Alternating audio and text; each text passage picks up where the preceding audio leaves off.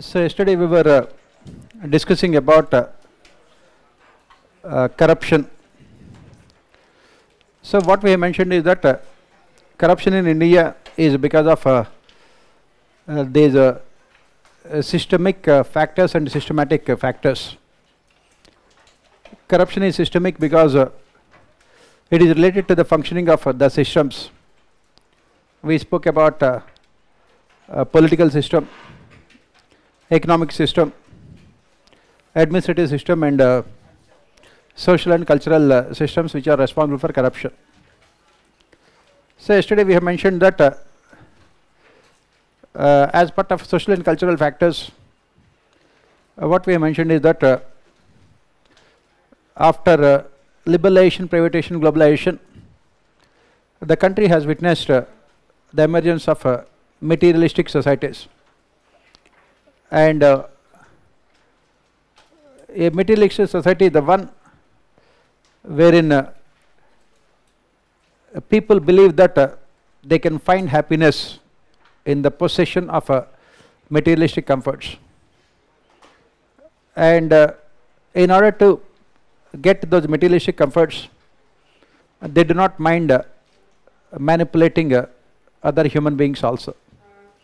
That is the reason why capitalist societies, mostly you find them as exploitative societies only, because there is a saturation point, we say, for everything in life. Saturation point means, as we study in economics we say that take any commodity in the world, we say that there is saturation point for everything. What do you mean by saturation point? Upper limit, right? If you are extremely hungry, you will have 3-4 parathas, and after that you will say thank you very much, I don't want to eat more. And if you are abnormal human being, you will say 100 parathas, and after that you will say definitely no, right? Saturation point. But in economics we say that there is one commodity for which there is no saturation point. What is it? Yes, money. Money is one commodity for which there is no saturation point. So if I ask you, how much money do you want for the rest of your life?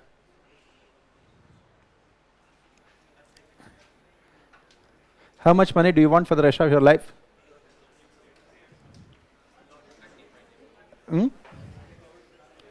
Yes.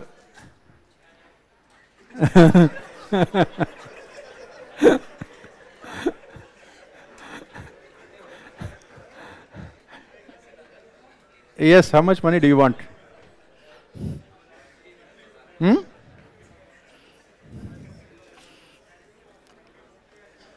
Someone is saying 1,000 crores. I will give you 1,000 crores, immediately tell me how many zeros after 1. Tell me how many zeros after 1, I will give you immediately 1,000 crores. Alright. By the way, how many zeros after 1 in 1,000 crores? How many zeros after 1? If you get it wrong, you have to give me that much money.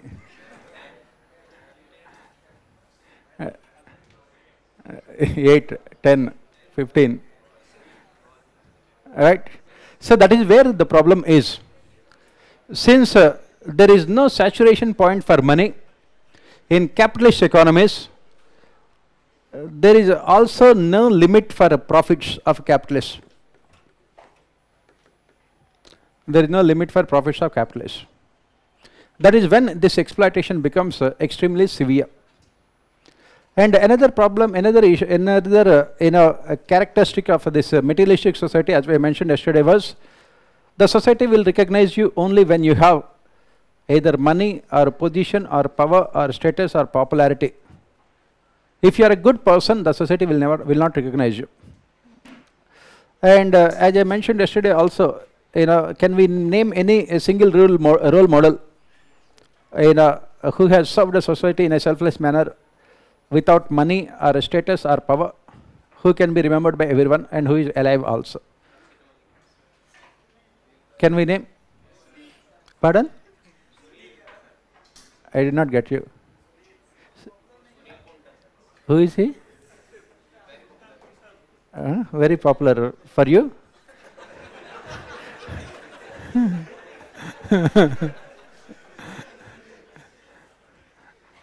Right. So that is where the problem is. All our role models, Baba Premanand, I don't know who is.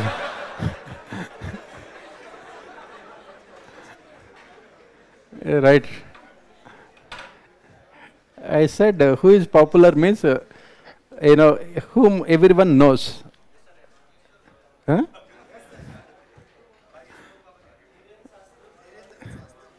Yes. Okay. That is what we say here.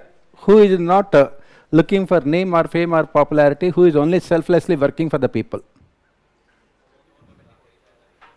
That is where the problem with our, that is where the problem with our materialistic societies. Right? This is what we say social and cultural factors. Nowadays, that is the reason why, that is the reason why we say that in our materialistic societies, ends have become more important than means. Please remember, each and every point I am discussing now has been asked as a question in our ethics paper. That's the reason why ends have become more important than means. The end of profit maximization, end of earning money has become more important than the means that you have adapted to earn that money. Illegal, immoral, unethical means are justified in the name of profit maximization, in the name of retaining power.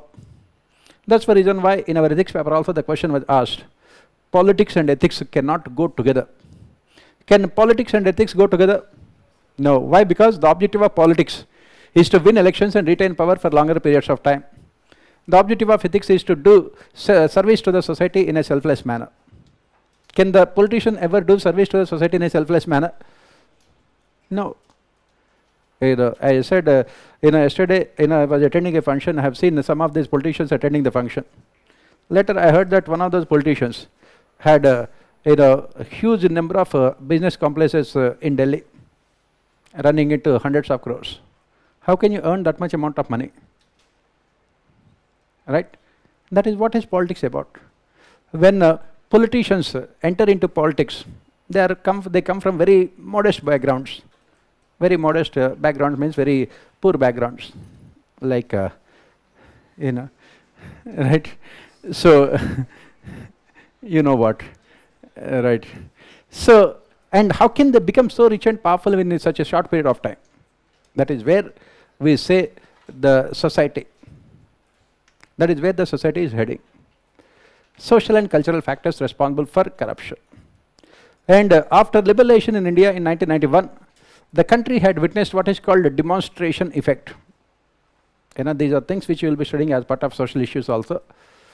Demonstration effect means people from developing countries trying to imitate the habits, the traditions, customs and cultures of the people from the West.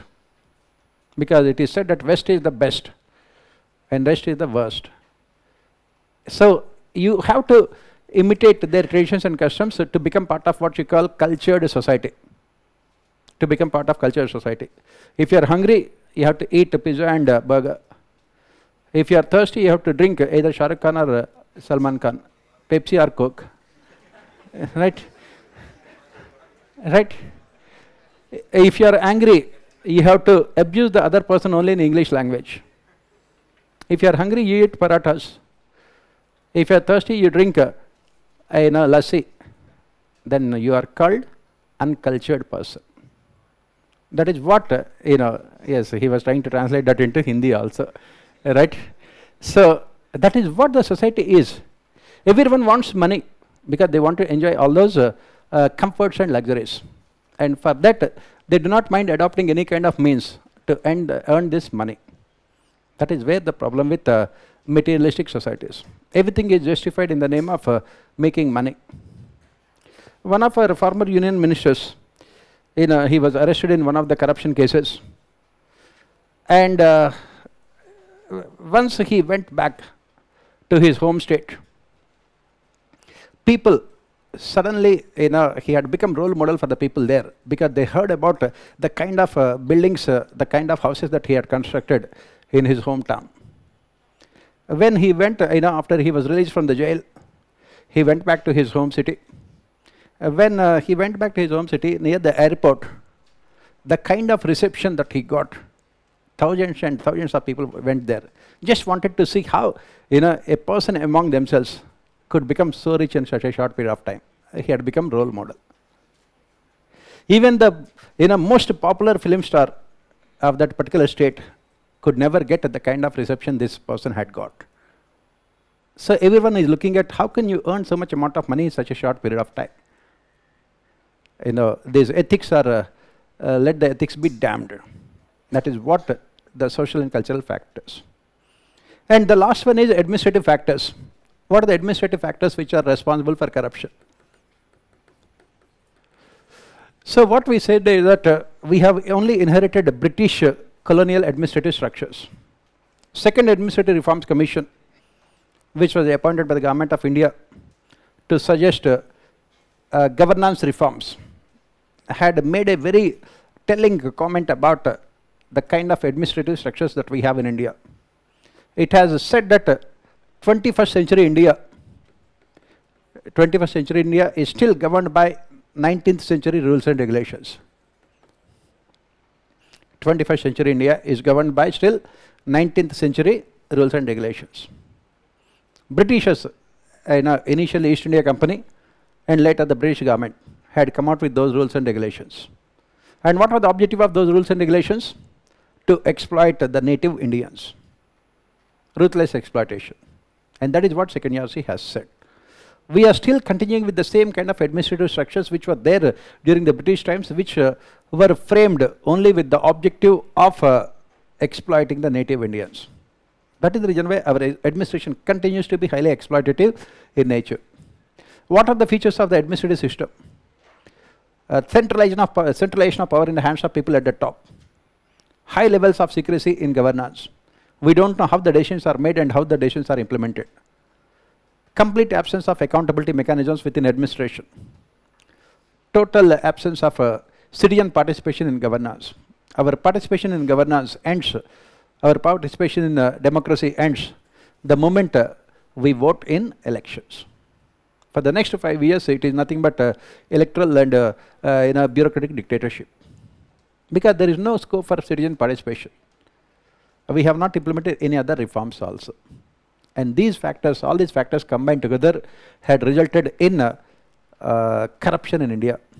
Corruption, that is the reason why we say, is systematic in nature. As long as the kind of system that we have continue, there will always be corruption. Whichever political party that is in power, it does not really matter. And whoever is part of bureaucracy, again, it does not really matter. At the end of the day, the only the only thing that we can say with certainty is corruption will always be there, and will always be there. And we need to implement reforms. Some of those reforms we will be discussing now as part of this governance topic. Right? So let us take few lines about this corruption.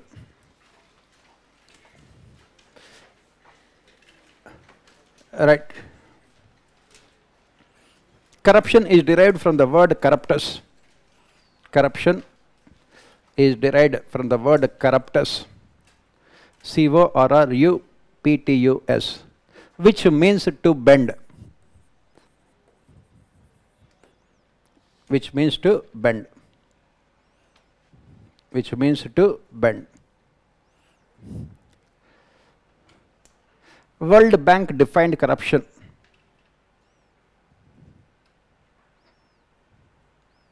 World Bank defined corruption as the use of public offices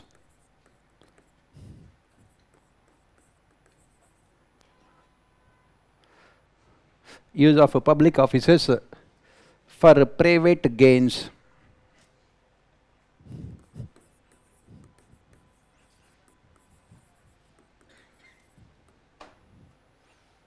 use of public officers for private gains. Next paragraph, Second Administrative Reforms Commission. Second Administrative Reforms Commission defined corruption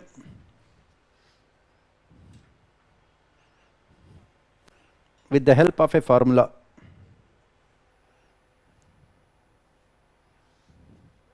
With the help of a formula. Corruption is equal to monopoly plus discretion plus secrecy minus accountability.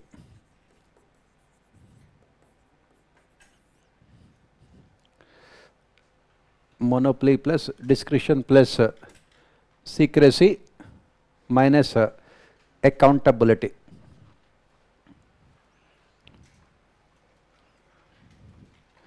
That is, we are explaining what is. That is, wherever there is absolute monopoly of the state, wherever there is absolute monopoly of the state, wherever there is absolute monopoly of the state,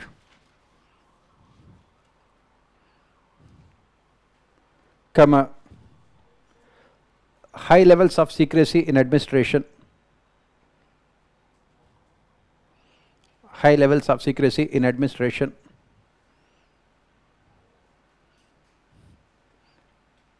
comma, huge amount of discretionary powers, huge amount of discretionary powers in the hands of decision makers, in the hands of decision makers, along with complete absence of accountability mechanisms, complete absence of accountability mechanisms would automatically result in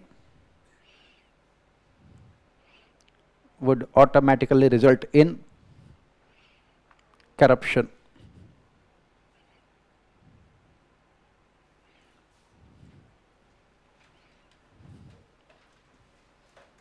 Right. Next paragraph.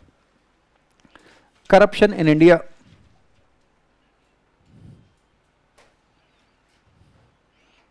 Corruption in India is said to be both systemic, systemic, systemic and systematic in nature.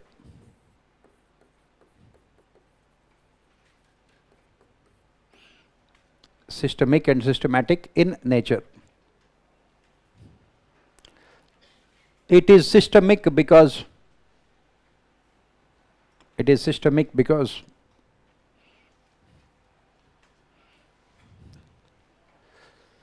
related to the functioning of the systems. It is related to the functioning of the systems.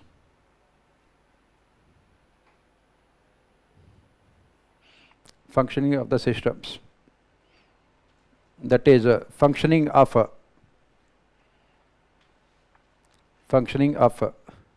political, economic, administrative, social and cultural systems.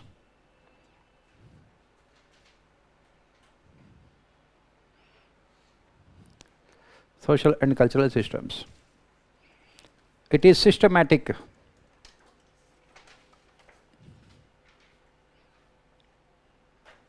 It is systematic because it takes place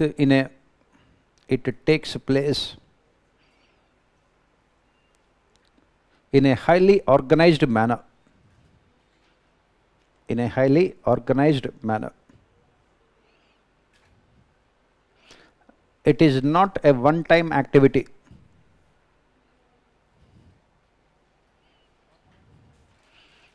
It is not a one-time activity, but a continuous phenomena. But a continuous phenomena that takes place irrespective of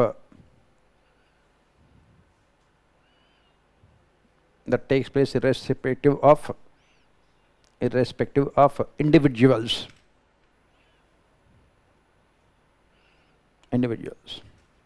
Right. Next, factors responsible for corruption. Factors responsible for corruption. Factors responsible for corruption.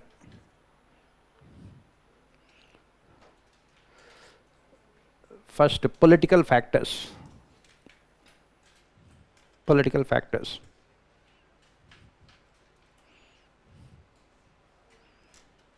Political parties and candidates. Political parties and candidates contesting elections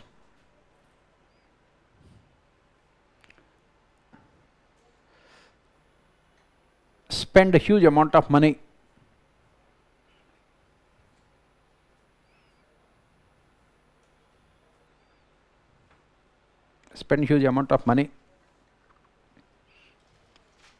full stop. This money is generated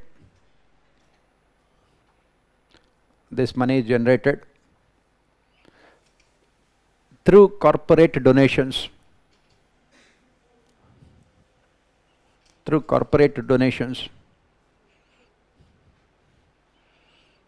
These corporates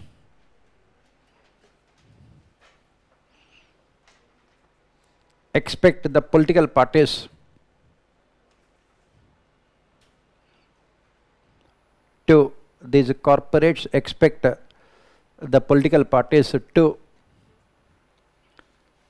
frame policies that would favor them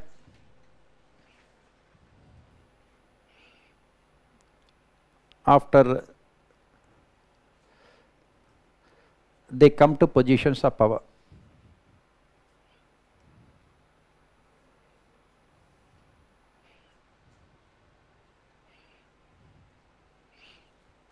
Resulting in systematic corruption.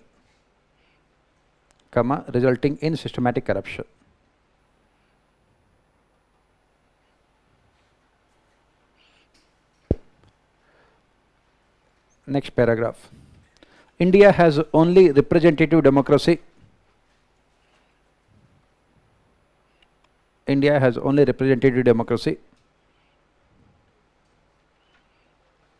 Wherein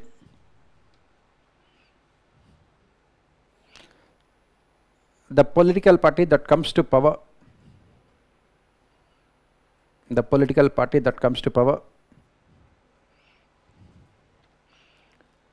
after the elections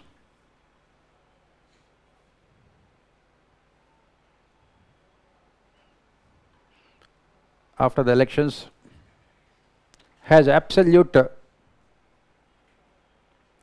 discretion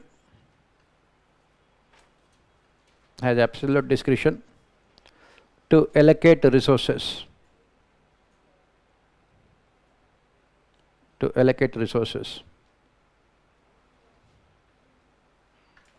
Right. It has been found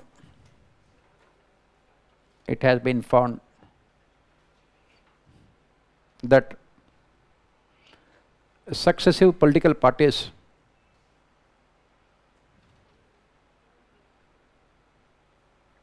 have used this power to indulge in systematic corruption.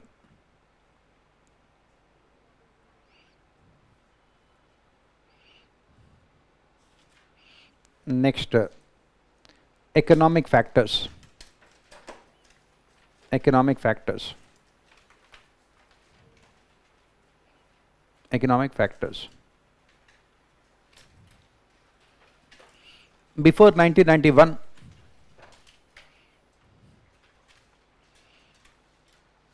corruption in India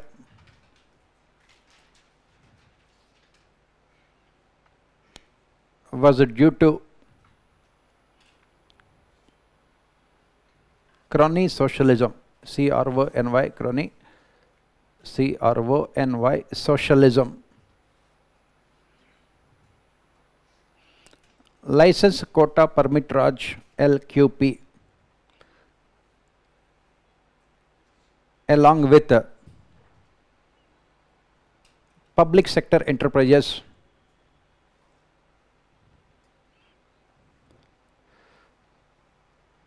were responsible for corruption.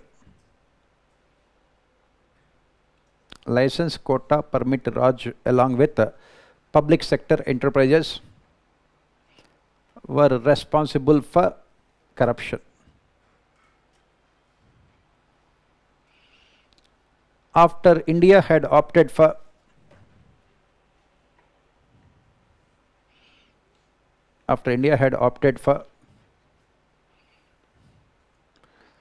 LPG, liberalization, privatization, globalization, corruption was due to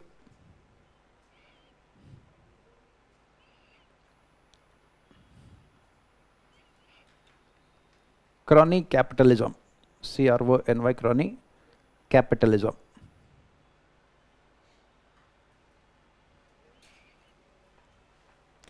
Next paragraph. In true capitalism,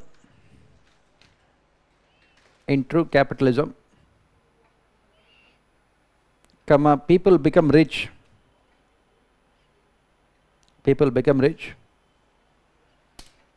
Because of their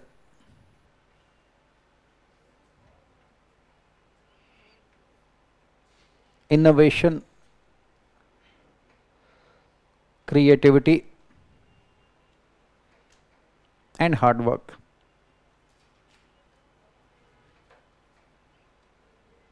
On the other hand,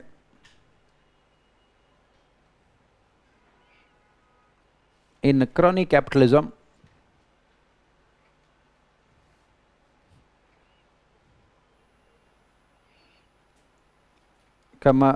they become rich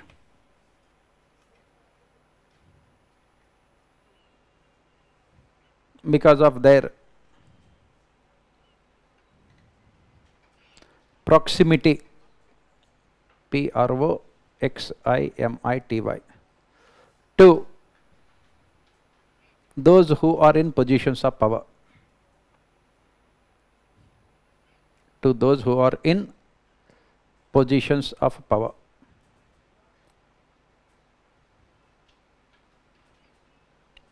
It is about unholy nexus, U-N-H-O-L-Y, unholy nexus between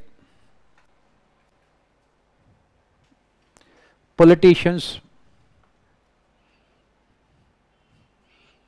bureaucrats, and businessmen.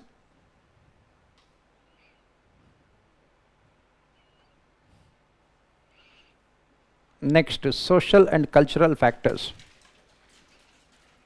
Social and cultural factors. Social and cultural factors.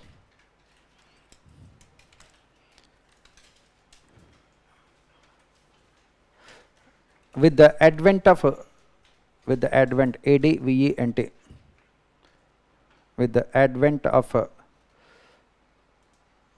LPG, the country has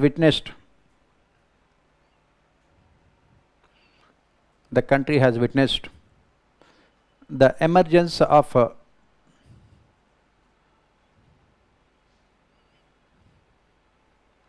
materialistic societies. Materialistic societies.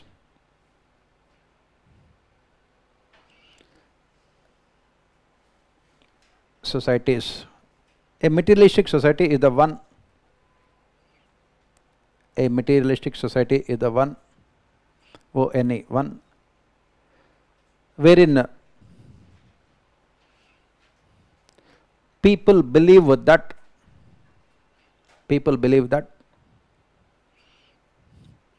they can find real happiness. They can find real happiness only in the possession of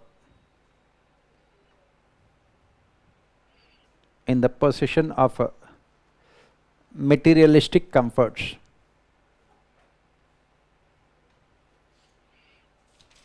Materialistic comforts.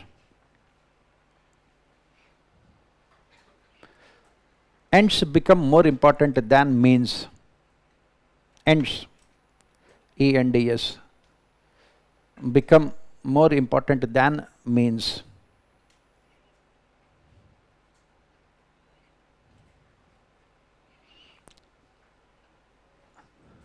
Illegal, continue, illegal, unethical, and immoral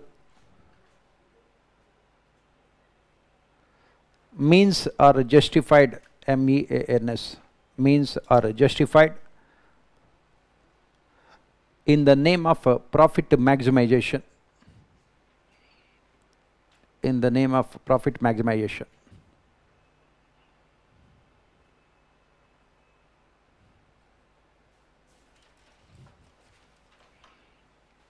Corruption is tolerated by societies.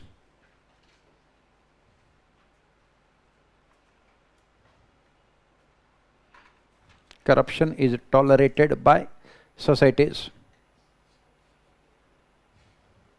as they believe that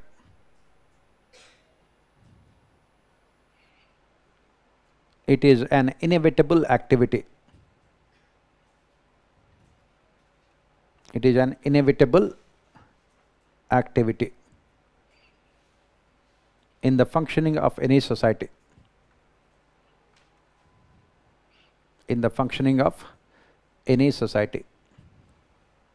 It is an inevitable activity in the functioning of any society. Next, administrative factors. Administrative factors.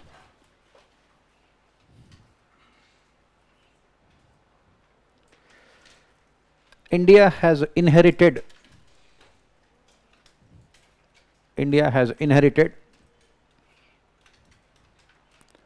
colonial administrative structures. Colonial administrative structures. Administrative structures. Full stop. Britishers have created these structures. Britishers have created these structures only with the objective of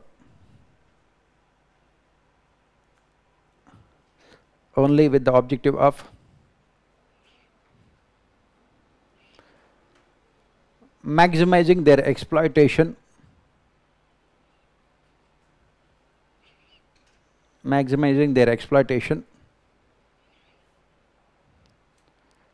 of native Indians, N-A-T-I-V-A, of native Indians.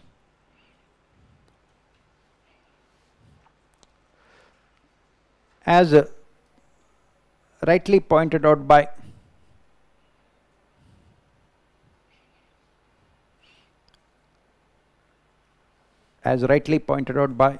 Second Administrative Reforms Commission, second ARC,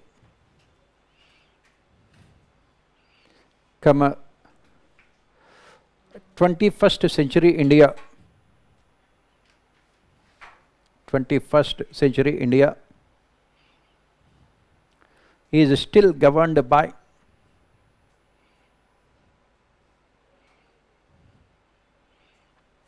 19th century rules and regulations.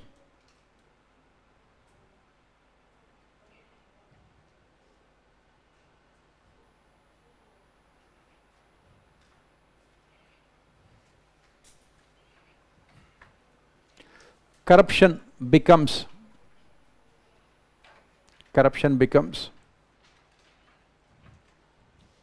a low risk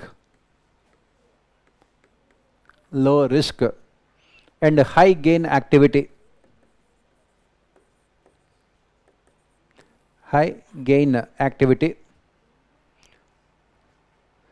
Due to these administrative structures.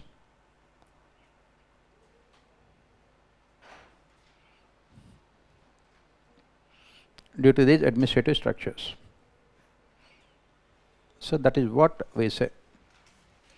Low risk and high gain activity means there are very, very less chances of you being caught. And the gains are also very high. You can earn as much amount of money as you want. Why? Because of the fact that we are still continuing with these colonial administrative structures. Right? So this is what we say the factors responsible for corruption in our country. That's why we say that it is systemic and systematic in nature. Now, briefly let us look at what should be done. What should be done? We have seen all these factors responsible for corruption. Let us look at what should be done. What should be done? Since corruption is systemic and systematic in nature,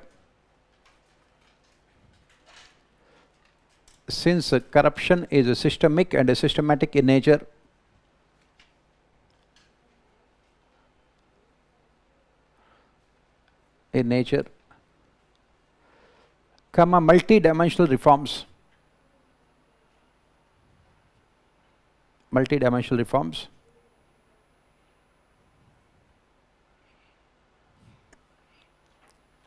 Multi-dimensional reforms should be implemented simultaneously.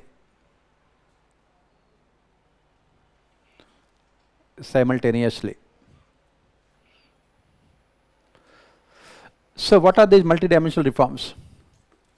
First one is political reforms.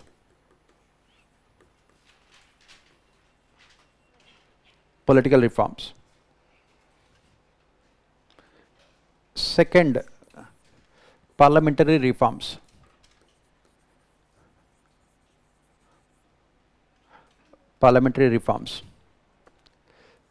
Third, electoral reforms.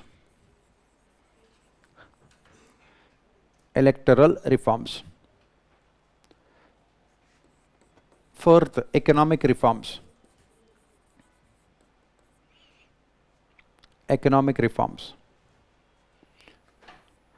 Fifth, governance reforms. Governance or administrative reforms. Next, civil services reforms. Reforms in the functioning of civil services. Reforms. Then police reforms.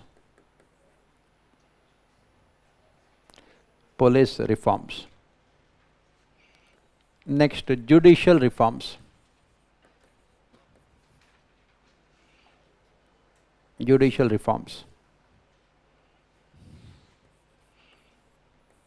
Next, legal reforms.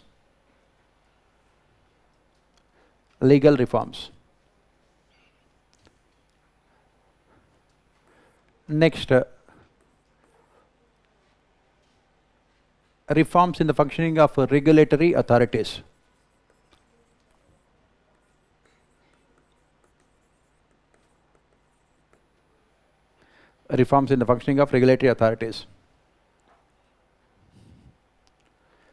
Then educational reforms.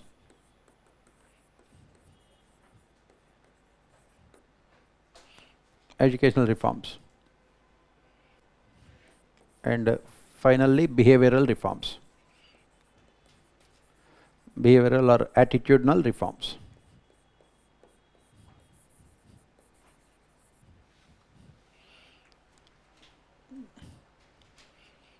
Behavioral or attitudinal reforms.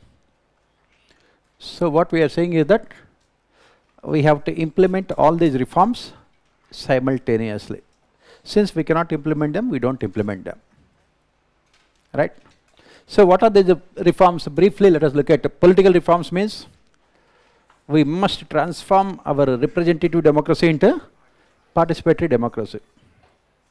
You must give opportunities for the people to participate in governance even after they vote in elections. Parliamentary reforms, we have seen all of them. All parliamentary reforms. We said that for passing of bills, no bill should be passed without any discussion or debate on the floor of the House. Anti-defection law should be amended. Then we also said that the Speaker's powers should be clearly defined. Then a number of days Parliament should be meeting should also be fixed. And reforms in the functioning of parliamentary committees, especially financial committees. And then as part of parliamentary reforms, we also mentioned that Gv3 should be removed from parliamentary procedures. Every single rupee to be spent by the government should be discussed on the floor of the House before it is being passed by the Parliament. All those parliamentary reforms. Right? Electoral reforms. We have seen those electoral reforms. The basic problem with India as far as elections are concerned is the role of money power. In the previous elections, 2019, all political parties combined together had spent 60,000 crores. And the second one is, we said criminalization of politics and politicization of crime. 44% of our MPs and MLAs have serious criminal records against them. We need electoral reforms. And we have to make our election commission truly independent. On the other hand, we are going the other way. With the bill that the government of India had brought with regard to changes to election commission also. Then economic reforms. As you study in our economy, we have implemented first generation of economic reforms.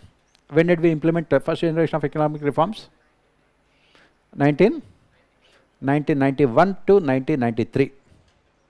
We have implemented second generation of economic reforms also. When? Between 2001 and 2003. What were the second generation of economic reforms that we have implemented? What were the second generation of economic reforms that we have implemented?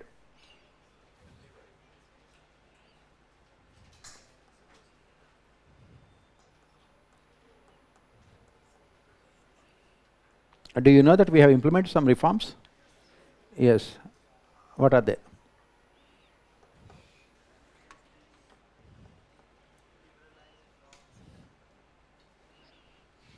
We have implemented financial sector reforms, and we have also brought some key legislations like FRBM to fix accountability and discipline within the government, and also the tax reforms, especially indirect tax reforms in the form of GST. It was started at that point of time.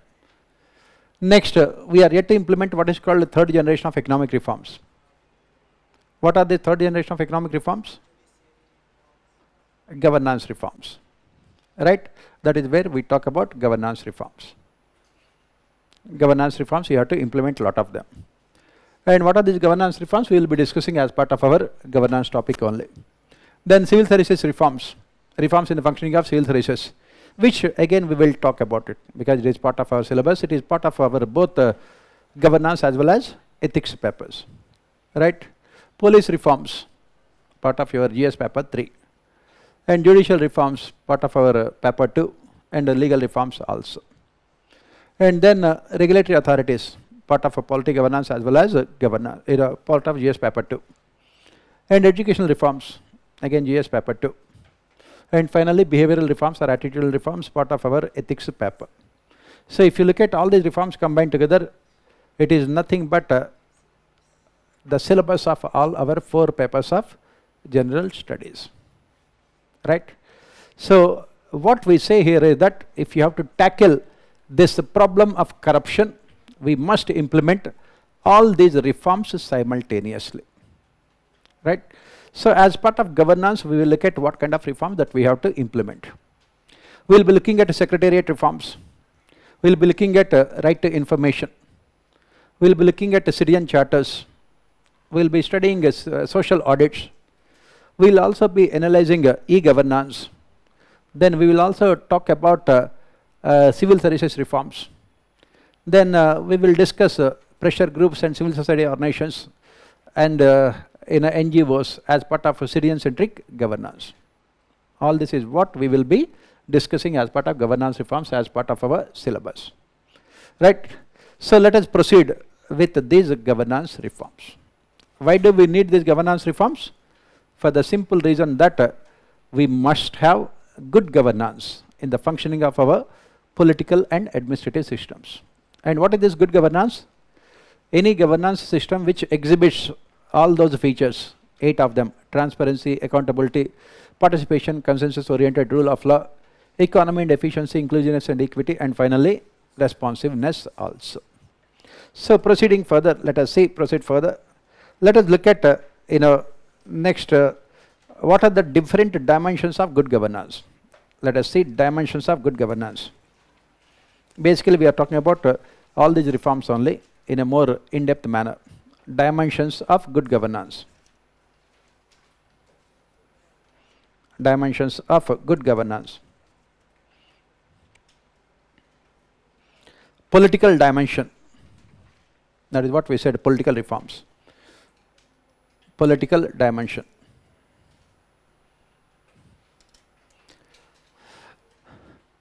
It emphasizes on these political reforms.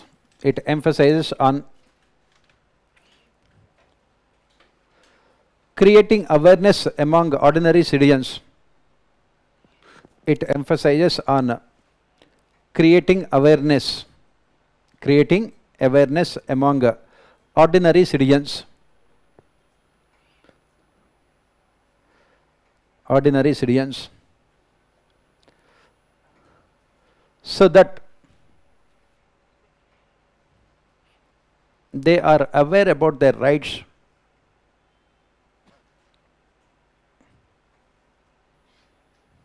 they are aware, AWARE, about their rights,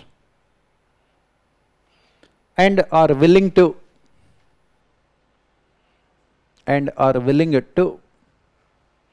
make the governments accountable for their performance. Governments accountable for their performance.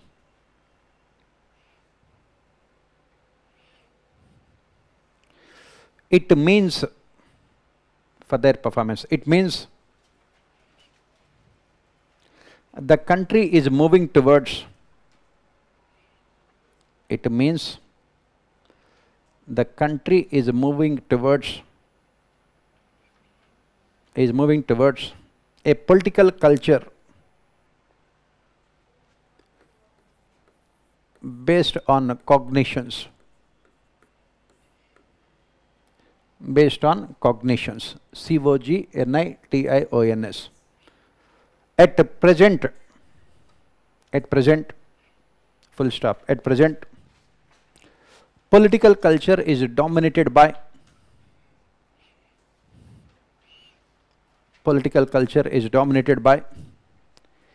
emotions and sentiments.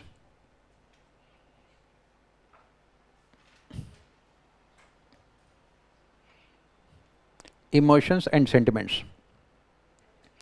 People are voting in elections. People are voting in elections in the name of emotional factors like religion,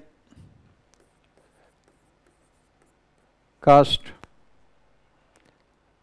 region, language,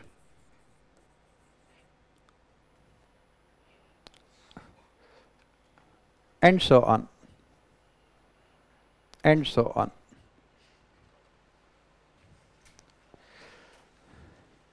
Ultimate objective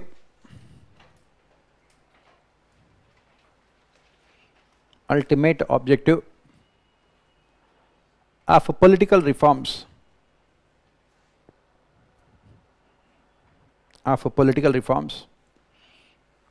is to transform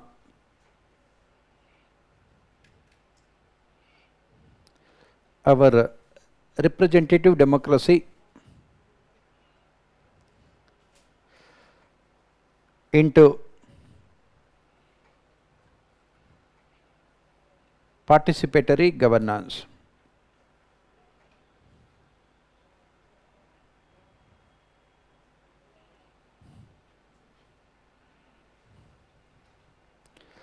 Right? That is what we say, political dimension of good governance. Then administrative dimension of good governance. Next one is administrative dimension. Administrative dimension of good governance. What is the administrative dimension of good governance? Colonial administrative structures. Colonial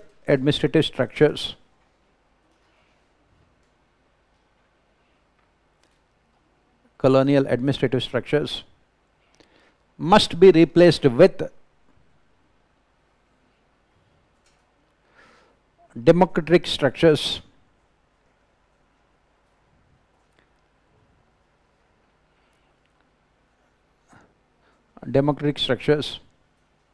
wherein the functioning of bureaucracy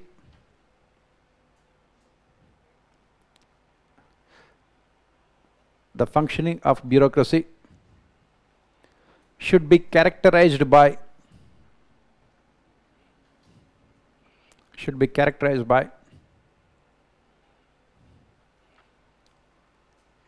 decentralization,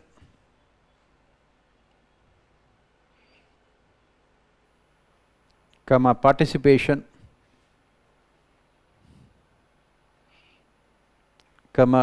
transparency, accountability, efficiency and equity.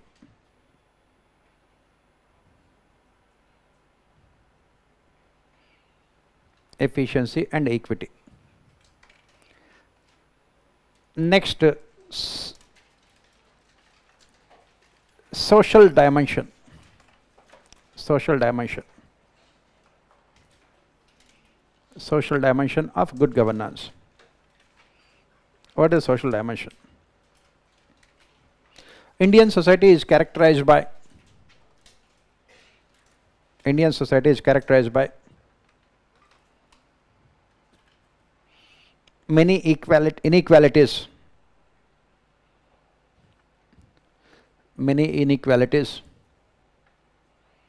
in the name of gender, caste,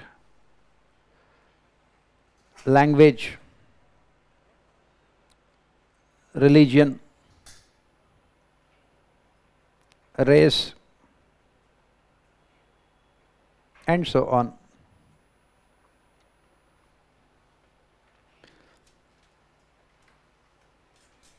Establishment of an egalitarian society.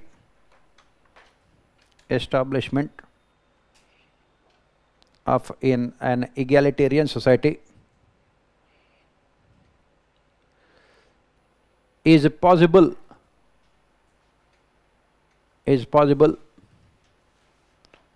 only with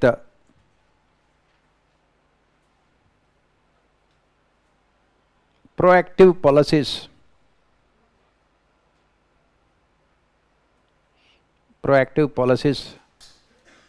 aimed at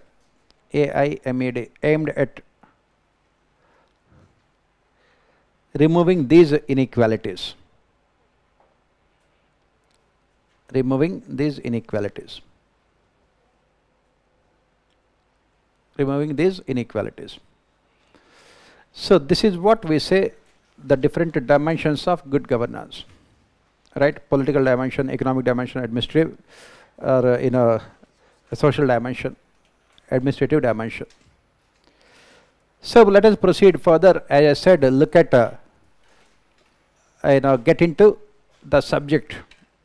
What are the reforms that we have to implement? What are the important governance reforms that we have to implement? We will be starting with secretariat reforms. We will be starting with secretariat reforms, right? Then, as I mentioned, we will be going to RTI, transparency. Then we will talk about civil society organizations and pressure groups. Then we will discuss citizen charters. Then we will also discuss social audits. Then we will also look into self-help groups.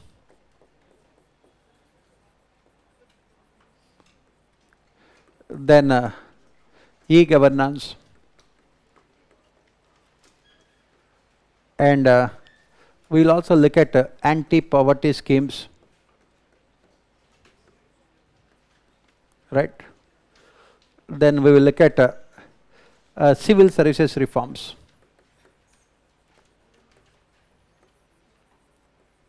Right? As I mentioned, almost all of them are there in our ethics paper also.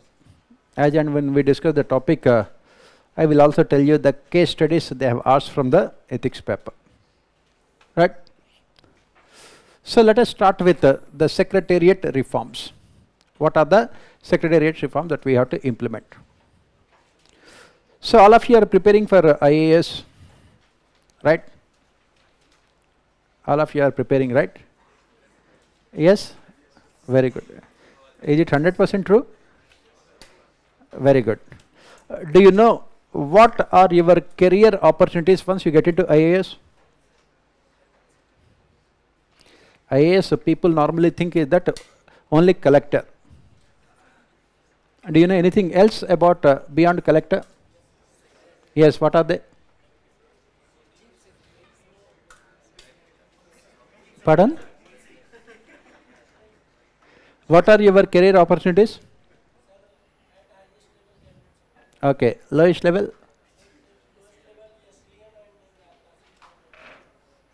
In between?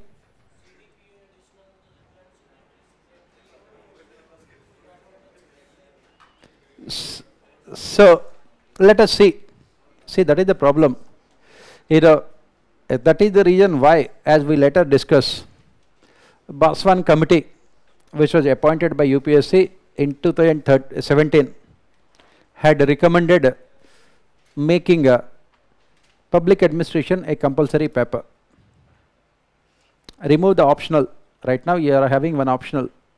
Remove that optional and replace that with the two papers, again compulsory papers of general studies. One is law, second one is public administration. Why? Because all of you are going to be administrators, right? All of you are going to be administrators. So what is required when you get into services? Knowledge of administration. Knowledge of administration. Do you require the knowledge of mathematics? Yes? Do you require the knowledge of mathematics? Tomorrow you are posted in Chhattisgarh and you are being kidnapped by Naxalites. In what way your knowledge of mathematics will help you there? You will say that, it has taken you 45 minutes for you to get me from my headquarters to, forest. It means that you have traveled at a speed of 80 kilometers per hour. And after they listen to your mathematics lecture, first they will, what? They will say that, kidnapping is, not a great job. First we will kill you and then we'll talk about you. Because nobody likes taking mathematics lessons. You know all these things also, CSAT. Right? So in what way your knowledge of mathematics is necessary, take philosophy optional. You are kidnapped by Naxalites. Will you teach them philosophy? Will you say that you have only kidnapped the body but not the soul?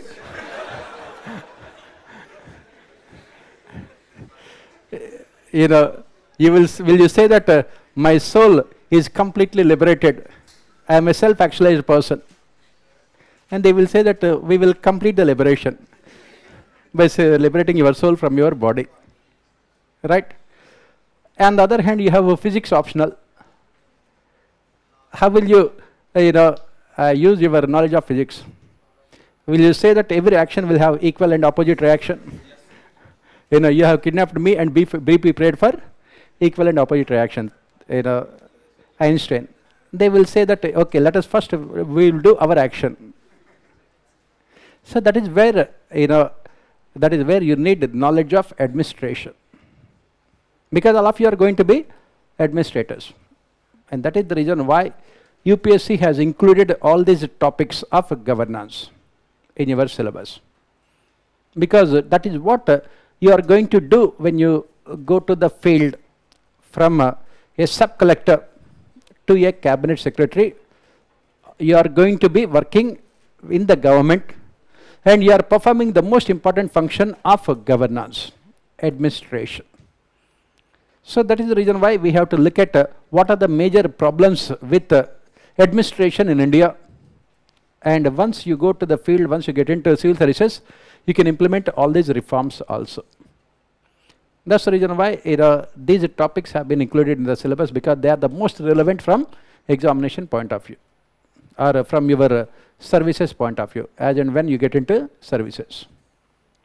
So, as I said, we will be starting with what is called these secretariat reforms, right? What are these secretariat reforms, and why do we need to implement in the reforms in the secretariat organizations in India? What is the secretariat administration? What are the major weaknesses? And what should be done is what let us try to understand. So, as I mentioned, after you get into services, what is your career progression? Your first posting will be what is called as assistant collector. You are called assistant collector. This is what, as part of your training. After getting into services, once, UPSC comes out with your name in the final list, will you be made a collector immediately? Obviously not. You will not be made collector immediately. You will be given a lot of training. You have to undergo so many positions. Your first posting is assistant collector, where you will be working directly under the supervision of the collector. Then once your training is over, the next posting will be sub-collector or sub-divisional magistrate. The district will be divided into smaller revenue divisions, and you will be made the head of one particular division, and you will be working under the guidance and control of the district collector. Then after that, you will become joint collector or additional collector. And in some of the states, you also become a CEO, Chief Executive Officer, or a CDO, Chief Development Officer. And after that, the next position will be district collector and magistrate. And it takes normally around 7 years, 7 to 8 years for you to become collectors. Because district collector means very, what you call, important responsibility on your shoulders. The population of the district is around 30 lakh people, 35 lakhs people. All of them will look up to you to provide guidance, to provide solutions to their problems. Very important position, district collector. And after district collector, you will be called divisional commissioner. Next position is divisional commissioner. And this divisional commissioner, basically, 3-4 districts combined together are called divisions, and you will be called divisional commissioner. That means all those 4 district collectors will be working under you. And this is what we call them as a field level postings. Field level posting. That means you are working in the field. You are working in the field. You are working with the people. As part of these field level postings, you are mostly responsible for policy implementation. You are implementing the policies of the central government and the state governments. In our age of 73rd and 74th amendments, as we have mentioned, you must be acting as the friend, philosopher and guide to local self-governments also. These are all field level postings. And from here, the next set of postings will be in the secretariat organizations. What we call them as staff organizations. Staff organizations. You will be going to the state secretariat or you are coming to the central government on deputation to work in these secretariat organizations. These secretariat organizations are basically had come into existence to bridge the gap between the political executive and governance. As we studied in our polity, cabinet is the highest policy making body in the country. All the decisions will be taken by the cabinet. And what is the problem with this cabinet? Cabinet consists of mostly politicians. These politicians, they are what we call them as their profession is politics. Their profession is not administration. Do they have any kind of skills or knowledge to formulate policies? They don't have skills or knowledge about policy formulation, because policy formulation is highly technical activity. It requires in-depth knowledge of administration. So what do these politicians do? They depend on bureaucracy, the IAS officers in policy formulation. These secretariat organizations, like we have a central secretariat, cabinet secretariat, prime minister's office, Niti Ayog, all these organizations consisting of senior bureaucrats will help the politicians in formulating the policies. For example, take the case of budget or economic survey. Will they be written by the finance minister? No. Who will be writing them? Chief economic advisor, a bureaucrat. And the finance secretary, a bureaucrat. They are the ones who will be writing them. Similarly, the government has presented so many bills, keeps on presenting so many bills on the floor of the house for passage by the parliament. Does it mean that all those bills are written by the ministers? And who will write, who will frame those bills? Bureaucrats. You are the ones who will be doing those things. These secretariat organizations are responsible for policy formulation. Politicians will tell you that this should be there in the policy, and they will fill in all the details. When the bills are introduced on the floor of the house, the bill will be running into 40 pages, 50 pages. And who will be writing all of them? Bureaucrats. And that is the reason why when you go to Lal Bahadur Shastri National Academy of Administration, Labasna, Mussoorie, the first thing they teach you is how to write. That is the reason why UPSC has included this essay topic in our syllabus. They would like to see whether you have those good writing skills or not. They would like to test. Why? Because once you get into services, that is what you are expected to do.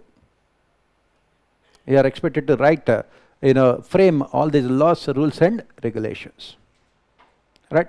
That is what these secretariat organizations will be doing. Because even though cabinet takes, even though the cabinet takes what we call policy decisions, these policy decisions of the cabinet will be converted into the necessary laws, rules and regulations by the secretariat organizations, right, which are attached to various ministries and departments. As part of the secretariat reforms, we will be looking at all of them. What kind of reforms that should be implemented? What are the weaknesses?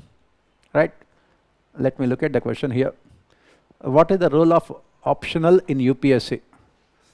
Does it help in allocating services? No. I think it has nothing to do with your allocation of services. Any optional, what really matters is how many marks you are getting in that optional. If you are taking say mathematics optional, does it mean that UPSC will discriminate against you? No. If you are taking Hindi literature, does it mean that UPSC will discriminate against you? No. Only thing they look at is how many marks you are getting in the optional. As I have mentioned in our previous classes also, if you have to get into IAS, you must score at least 300 marks in your optional. Whatever it may be. You can take Persian literature also. Right? But you have to score marks. There is nothing like one optional is a superior and other optional is not. In the eyes of UPSC, every optional is the same. In the eyes of UPSC, they will not discriminate. The role of the optional is that, as I said, your ultimate selection depends only on your performance in the optional. Because, as I said, in optional 2 papers, you are scoring 300 marks. In GS, all 4 papers combined together also, it will be difficult for you to get those kind of marks. Right? On an average, in GS 4 papers, you are scoring average 80 marks. 80 into 4, 320 marks. And in 2 papers of optional, you are scoring 300 marks. So, that is where your selection depends on. Take this year also, top 100 ranks. All of them have scored on an average around 300 marks. That's the reason why I think some time back towards the end of our polity classes, I have also given you how to go about your preparation also, wherein I have clearly mentioned that make sure that you are scoring those 300 marks in your optional. Otherwise, it becomes almost impossible to get into top services.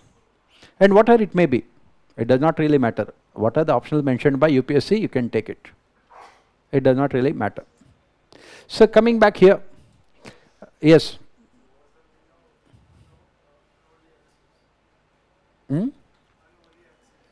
Unholy nexus. Yeah, that's what we have said. Holy means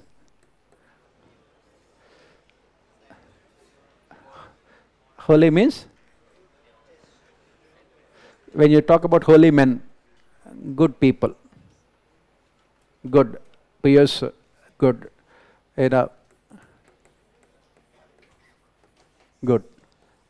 That is what we mean by unholy. Unholy means bad, wicked, right? Unholy nexus means bad nexus between the politicians, bureaucrats and businessmen. The nexus, they are coming together with bad intentions, or you can say unethical, immoral, whatever you want to say, right? So proceeding further, let us look at, as I said, this secretariat or administration and secretariat reforms. This secretariat administration had its origins during the British times. Everything that we have in India at this point of time is nothing but a continuation of the British structures. Parliamentary democracy, part of British structures, as we discussed in our polity also. 1935 Government of India Act. Our constitution is nothing but an extension of 1935 Government of India Act. Similarly, the administrative structures also are nothing but extension of the British structures that they have created. So during the British times, as the East India Company has expanded its operations, as the power went into the hands of the Britishers. Britishers had realized the difficulty of ruling such a vast country like India. They had realized the fact that unless their administration is efficient, it would no longer be possible for them to continue the British rule in the country. And that is the reason why they focused on creating these administrative structures, especially after 1857. After 1857, when the power was transferred from East India Company into the hands of the British Queen, then they introduced so many reforms. And what were the reforms? Again, go back to what we have discussed in polity. A British Queen was recognized as the sovereign ruler of Indian continent, colony called India. India was the colony of the British Empire. British Queen was declared as the sovereign ruler. India was not a sovereign country at that point of time. And British also had a parliamentary democracy. The Queen was only a ceremonial head, nominal executive. So the real administration was in the hands of the Prime Minister and Council of Ministers. In the British Council of Ministers, they had a separate position, a cabinet minister position, called the Secretary of State for India. Why? Because even though at that point of time, Britishers were controlling almost 25% of land, 25% of the earth they were ruling. 1/4 of the world was ruled by the Britishers at that point of time. Even though they were ruling 1/4 of the world, they had only one cabinet minister only for India. Why? Because India was the most important colony of the Britishers. This was the time the second phase of industrial revolution was also taking place in Europe. The first phase of industrial revolution took place in 1750s. The second phase was taking place in 1850s. Britain has recognized that India is going to be their most important colony. What is a colony? What is the most important function of a colony? To export raw material and import finished goods. India, fortunately for Britishers, was very rich also. They could import all the goods produced by the British factories. And India also had so much of raw material also, including manpower. So they had to create structures to utilize all of them. That is when they started doing the things in a more scientific manner. In India, it was the Governor General who was the representative of the British Queen in India. This Governor General was a full-time official working in India. He will be working under the Secretary of State in London. The Secretary of State would be staying only in London. He would come to India once in a while. Otherwise, Governor General. So is it possible for the Governor General to look after the entire administration of such a vast country like India? That is the reason why this Governor General was assisted by what is called an Executive Council. He was assisted by an Executive Council. Again, the council members were appointed by the British Queen, who were mostly appointed by, as Executive Council members, the British royals, those members of a royal family from UK. They were appointed. And in 1861, what they have done in India, they introduced what is known as a portfolio system. I am sure you must have studied these things in your history also. Modern history, have you studied? Yes. So you must have studied this portfolio system. Yes or no? So why you are saying yes with so much of doubt in your mind? Don't worry, I will not ask any other questions. Right. So what is portfolio system? I am not going to stand by my words. So what is this portfolio system? Pardon? Independent ministries. Why this portfolio system and what is this portfolio system? So, as we said, a single person cannot perform all the tasks. You cannot expect the Governor General to perform all the activities. And that is the reason why, in public administration, we say that there are two important principles for any organization: division of work. The work of the organization must be divided into various departments. various compartments, division of work. And with the division of work comes a specialization.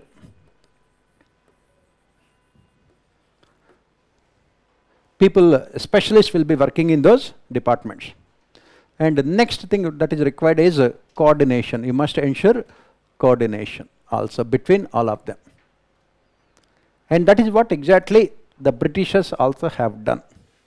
They have divided the entire work of the British government in India into various departments and ministries on the basis of division of work and coordination. We have a finance department, we have a revenue department, education, health, home affairs. Like this they have divided. Why? Because a single person may not be in a position to, will not be in a position to complete all the activities. They have divided them. And these departments, every department will be headed by a senior ICS officer. A senior ICS officer. They are headed by senior ICS officers. ICS means in those days Imperial Civil Service. Imperial Civil Service. That is the reason why Jawaharlal Nehru would go on to call this ICS a complete misnomer. Misnomer means, what is the meaning of the word misnomer? What is it?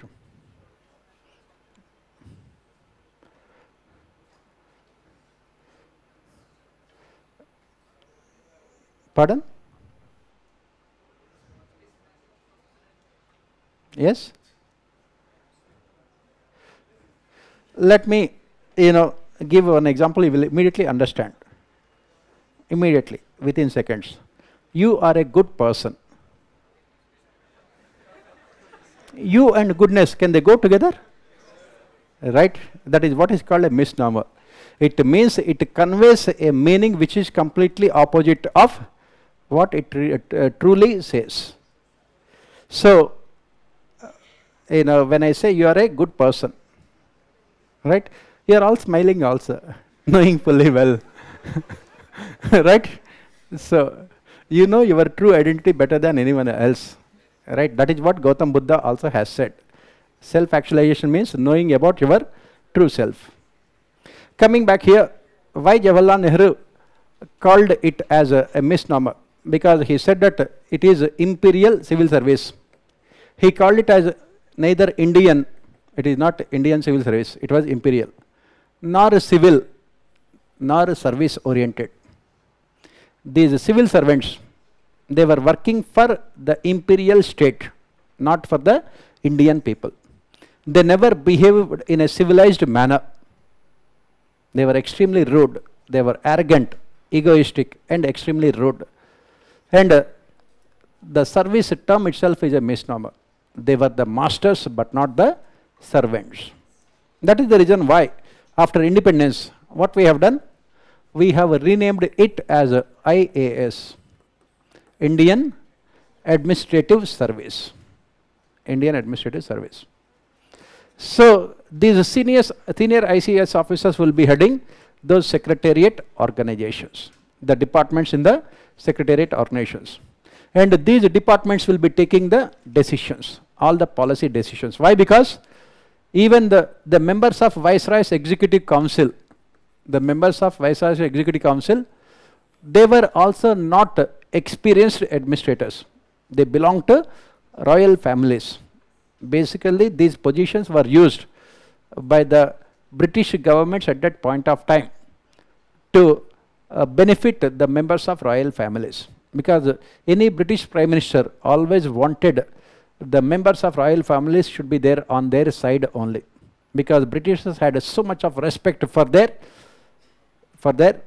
king as well as the queen. This kind of, Britain, we say is a very effective functioning democracy. At the same time, there is so much of anomaly also. they have so much of love for their royal families. So any British Prime Minister would always make sure that the members of royal families are always on their side, so that in the next elections they can also easily win elections. That was the reason why, as part of this executive council members, mostly the members of royal families were appointed. They would come to India and they would enjoy their life here. And the real decisions are taken by the, the secretaries working in these departments. That is what we call it as a portfolio system. The work of the government is divided into various portfolios in terms of these departments and ministries. So it has continued till independence. This portfolio system has continued till independence. Why? Because these ICS officers were the ones who were taking decisions. Was there any political executive at the time of independence? That means were there any council of ministers real? No. In 1937, elections were held, but the council of ministers cabinet did not have any real powers. It has continued till independence. At the time of independence, in the government of India, we had 17 ministries and departments. In the government of India, we had 17 ministries and departments. At that point of time, the British government was only performing very simple functions. What are the functions performed by the British government? We call them as regulatory functions. Regulatory functions. What are the functions? They only performed mostly law and order, because they had to maintain law and order. Why? It is necessary for generating revenue.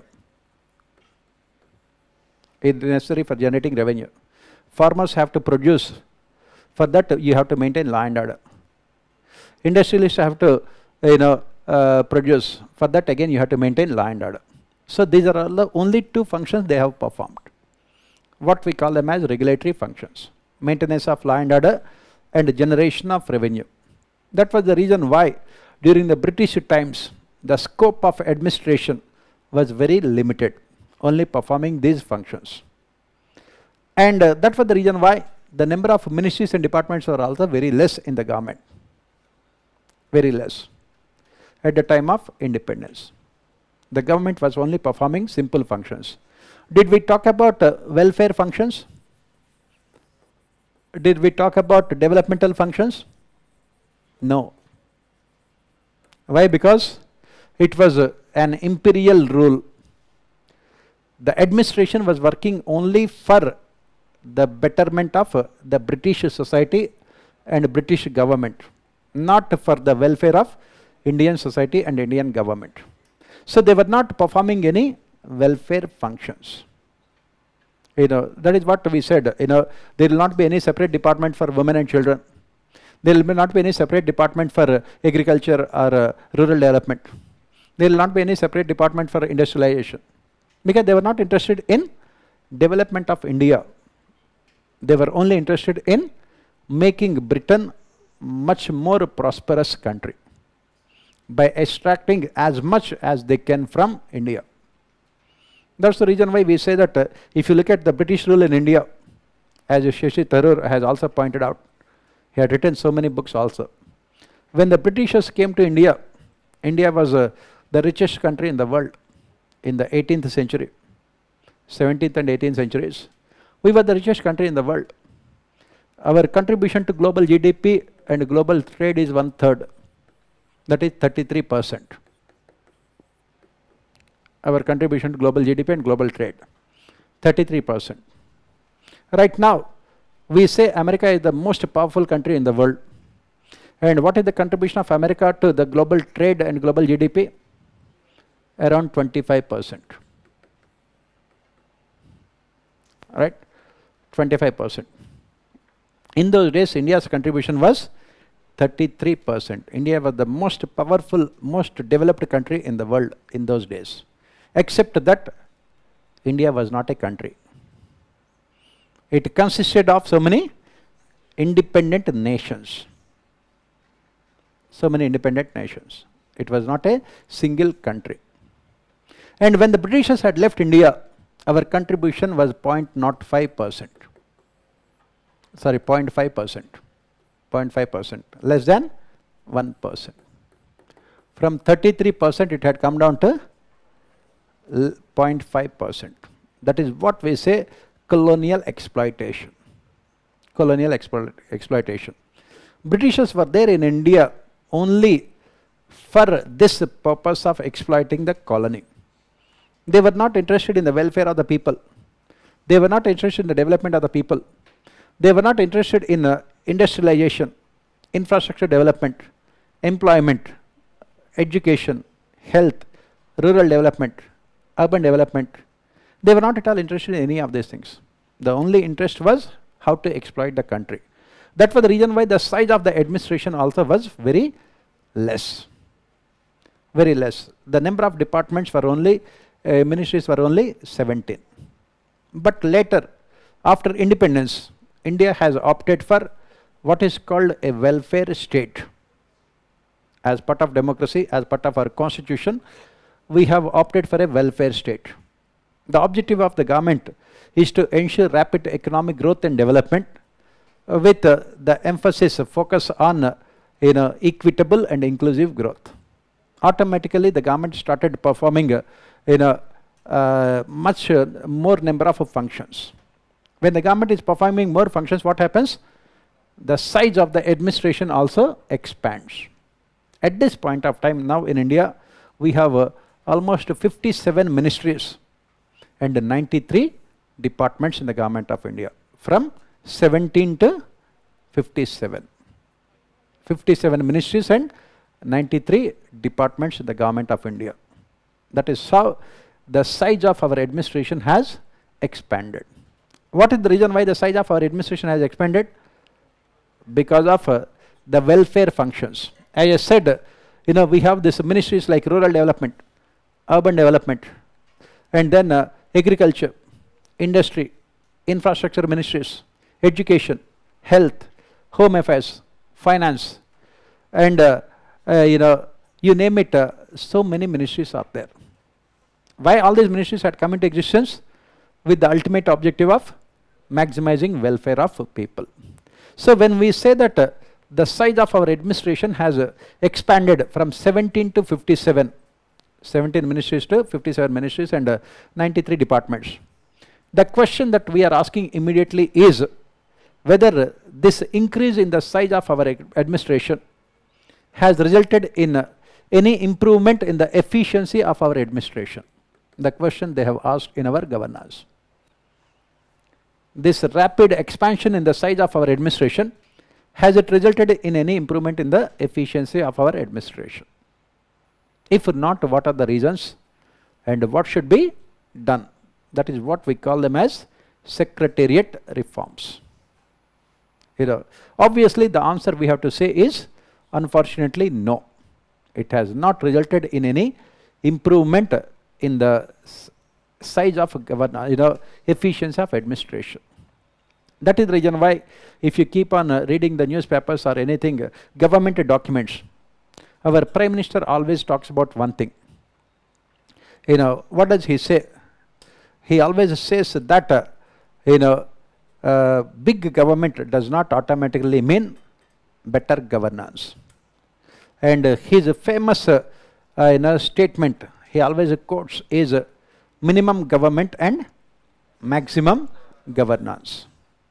The size of the government does not automatically determine the efficiency of governance, right? So that is where we say in the secretariat organizations, what do they do? As I said, what do they do?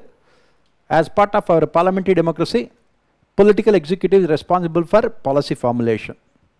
And these politicians do not have any skills and knowledge about policy formulation. These secretariat organizations, they will be providing the suggestions to the politicians regarding policy formulation. For example, you are finance secretary. You have to give suggestions to the finance minister regarding the budget. You have to provide what is called unbiased, meritorious, rational, and efficient suggestions to the ministers, because ministers do not have any knowledge about administration. And that is the reason why we talk about what is called civil services values. You can provide all these suggestions only when you are honest, you have integrity, and more importantly, you also have courage of conviction. You have to give impartial suggestions. For example, if the health minister comes and says that let us start another Jan Arogya Yojana scheme, insurance scheme for people, you have to tell immediately the minister, Mr. Minister, please go to Gangaram Hospital. Check your brain where it is working or not. That is what is called courage of conviction. Because you are not there to say yes to the minister. Because politicians are always guided by short-term political considerations. They are always guided by short-term political considerations. That is how to win elections and retain power. Whenever they come out with any particular policy, ultimately the objective of that policy is only to win elections and retain power. Are they too much concerned about the long-term sustainable development of the country? No. Why? They have to contest elections after every 5 years. On the other hand, in India, since we have a federal polity, elections are held every year to various state assemblies also. So you always have to take decisions that would mostly benefit your voters. That is the reason why you can see almost every political party in India is indulging in competitive populism, trying to give as many subsidies as they can to attract the voters. And this is where your role as a secretary in the department will come into picture. You have to provide a true picture to the minister, telling him if you are giving these subsidies, these are all the negative consequences, these are all the positive outcomes. And you have to give him impartial suggestions. That is where, and that is the reason why we have one full topic, one full paper in general studies, ethics paper. You can give those kind of suggestions only when you have what is called those values in your personality: honesty, integrity, selflessness, courage of conviction, objectivity, rationality, and empathy. These are all the values that you are expected to possess. Once you have those values, you can function in an independent and impartial manner. Because as a bureaucrat, you will be there for 35 years. You are a part of what is called permanent executive. Politicians are part of temporary executive. They will be there only for 5 years. Let us assume that you are getting into services at the age of 25. You will be there till 60 years. That means you will be there in the service for the next 35 years. In those 35 years, you will be witnessing at least 7 different governments. Elections will be held after every 5 years. Many political parties will be coming to power. Right now, BJP is in power. Next time, Congress party can come to power. After that, regional political parties can be coming to power. So you should be committed only to the ideology of the Constitution. You should be committed only to the ideals of the Constitution, but not to the ideology of any political party. That is the reason why we talk about 2 important values: impartiality and non-partisanship also. Then only you can become successful. Why? Because you are the one who will be there permanently. You are not at all concerned about the immediate short-term consequences. So whenever you are suggesting policies, you should always look at the long-term consequences. That is where these secretariat organizations become very important. When you go to these secretariat organizations, that is what they are expected to do. Go back to what we have mentioned earlier. For the first 13 years of your service, 12 years of your service, you are there in the field, and after that you go to secretariat organizations. And what are your positions there? You will be starting with under secretary, then deputy secretary, then director, then joint secretary, then additional secretary or a special secretary or officer on special duty, whatever may be the designation. And then he will be secretary to the department, head of the department. And finally, the last position is cabinet secretary. From here onwards, after every 4 years, you will be getting your promotion. After every 4 years, you will be getting your promotions. So you will be coming to the secretariat organization after around 12 years. And the next, let us assume that you have around 35 years service. So the next 23 years, you will be spending your time in this secretariat organizations as an IAS officer. That is the reason why in civil services, your journey is from SC to CS. That is sub-collector to cabinet secretary. Cabinet secretary is the highest position within the government. You are the head of all the civil servants in the country as cabinet secretary. And who can become cabinet secretary? Cabinet secretary position is mostly based on seniority principle. That means if you are getting into services at a very early age, then you can become cabinet secretary. For example, you are getting into services in your first attempt at the age of 21. Then only you can become cabinet secretary. Not only that, you also should be getting a very good rank in that first attempt also. Maybe number 1 rank, first rank. Then you can become cabinet secretary.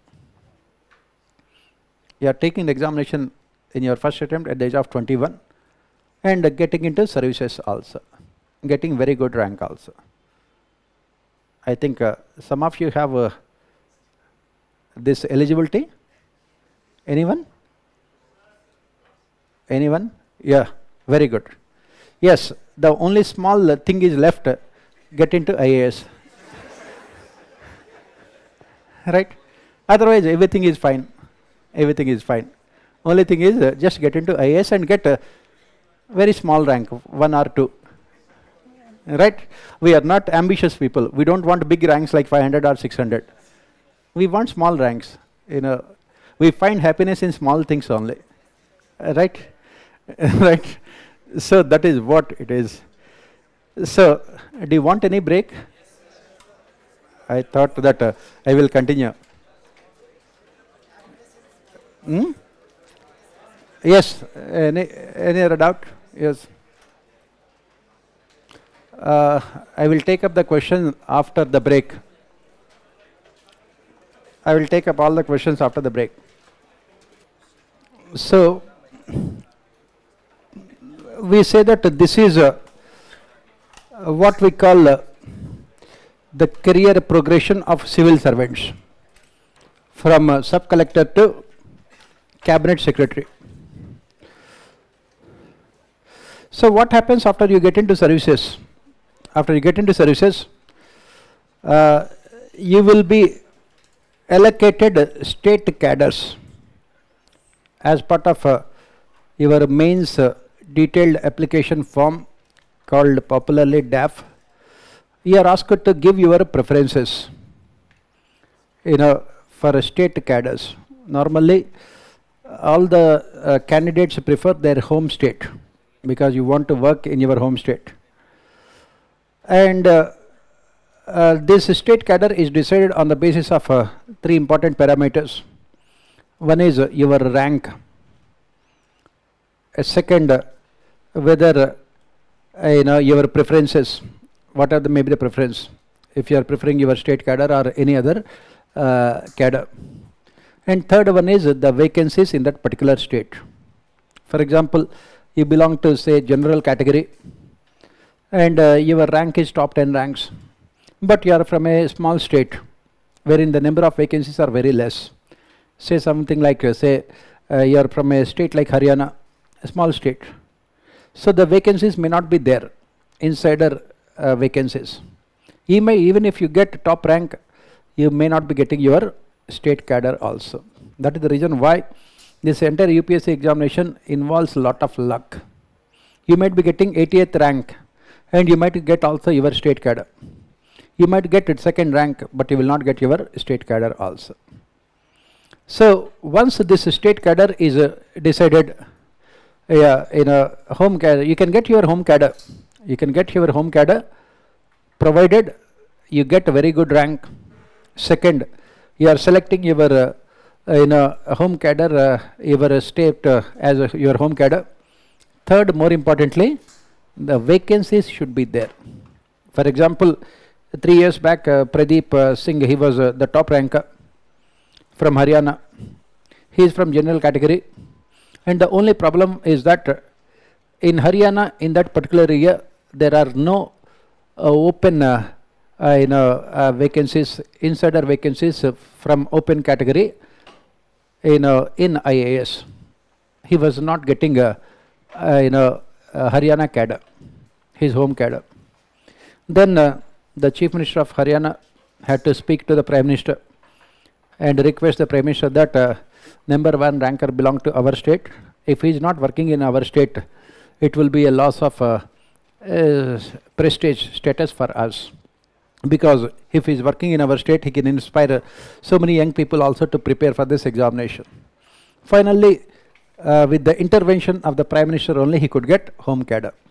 Otherwise, it becomes some kind of lottery.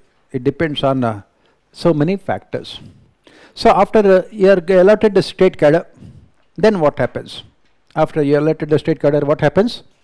You will be working in the state for a period of, as I said, 12 years in the state government as a sub-collector, collector, then divisional commissioner. They are called what you call field level postings, right? And then after that you go to the state secretariat. You go to the state secretariat as part of what is called staff organizations. Staff organizations. You go to the state secretariat. So what is this staff and field level agencies? Let us try to understand these things. The work of the government is broadly divided into 2 parts. The work of the government is divided into 2 parts. One is policy formulation, and second one is policy implementation. Policy formulation and policy implementation. This policy implementation is done by what we call line agencies, whereas policy formulation is the responsibility of staff organizations. Policy formulation is the responsibility of staff organizations. These line agencies are at the field level. They are at the field level, that is at the district level. For example, education department, district education department, district health department, district irrigation department, district road and buildings department, district forest department. These are all line agencies, and they are the ones who are implementing the policies. All those departments at the district level will be under the control of the district collector. District collector will be controlling. For example, when you become district collector, all those departments will be working under you. District irrigation department, it is headed by chief engineer. It is headed by chief engineer. This chief engineer is a specialist. He is a specialist. That means he had taken Indian engineering service, got into the administration, and he will become chief engineer, say, after 30 years in service. He is a specialist position. And you are an IAS officer, what we call it as a generalist civil servant. You have taken UPSC examination, you have taken literature optional, whatever it may be, literature optional. You have written the entire examination in your vernacular languages only, and you got into IAS. After you get into IAS, you will become the district collector, and you will be giving orders to the chief engineer, saying that I think the height of the dam should be reduced by 1 feet. He has to follow your advice. He cannot do anything because you are the head of the district. And This chief engineer has 30 years of experience. Your age is 28 years. He will be working under you. You will tell him, please reduce the height of the dam by 1 feet. And how does he feel? Throwing into the dam itself. Right? Similarly, the district health department is there. Health department. And it is headed by a doctor. Again, 30 years of service. And you will be giving suggestions to him. To prevent coronavirus, you will say that let the people wash their hands with a soap. Automatically virus can be removed. We don't have to do anything. Right? And the head of the district health department will be following your orders. That is how the administration, that is the reason why IAS is the most powerful service. All those specialists will be working under you, all of them. So this is what is called line departments, line agencies. They are all responsible for implementation. As the district collector, you are the one who is overseeing the functioning of all these departments. As the district collector, you are the one who will be overseeing. You have a lot of responsibilities, you have a lot of powers also. You have a lot of functions to perform also. Because 35 lakh people in the district will be looking up to you for any of their problems. Any problem, they will look up to district collector only, nothing else. Only I think few days back, one of my students had come from UP, he was the DM there. And we were having dinner, and dinner, right,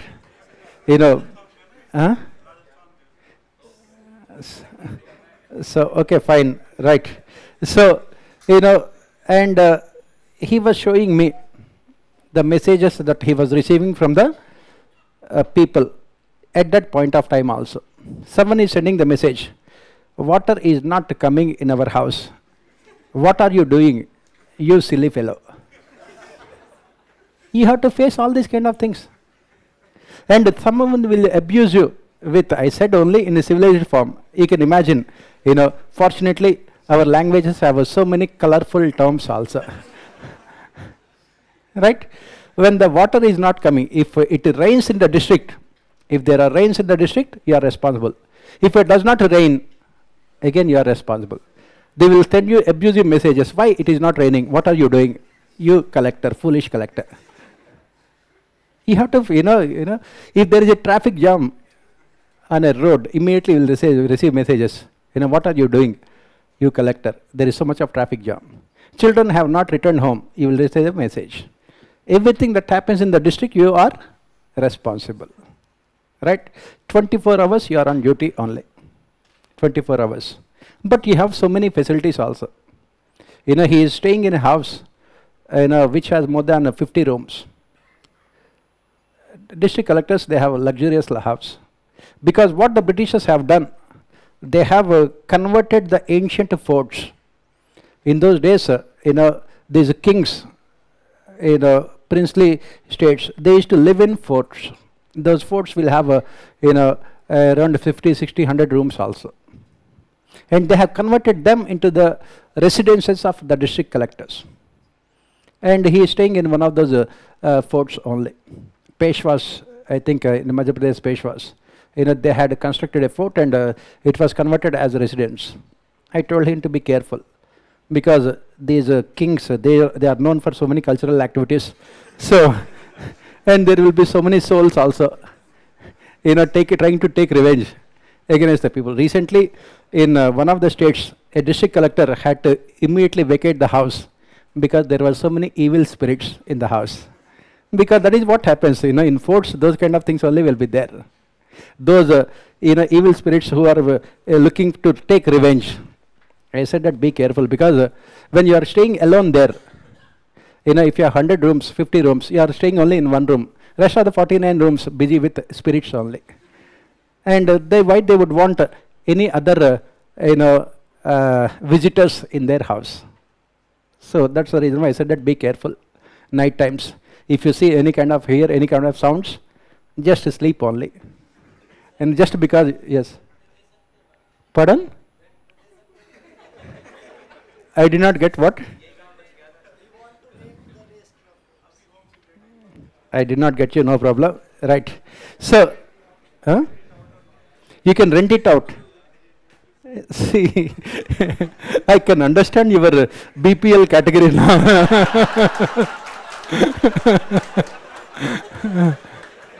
Right.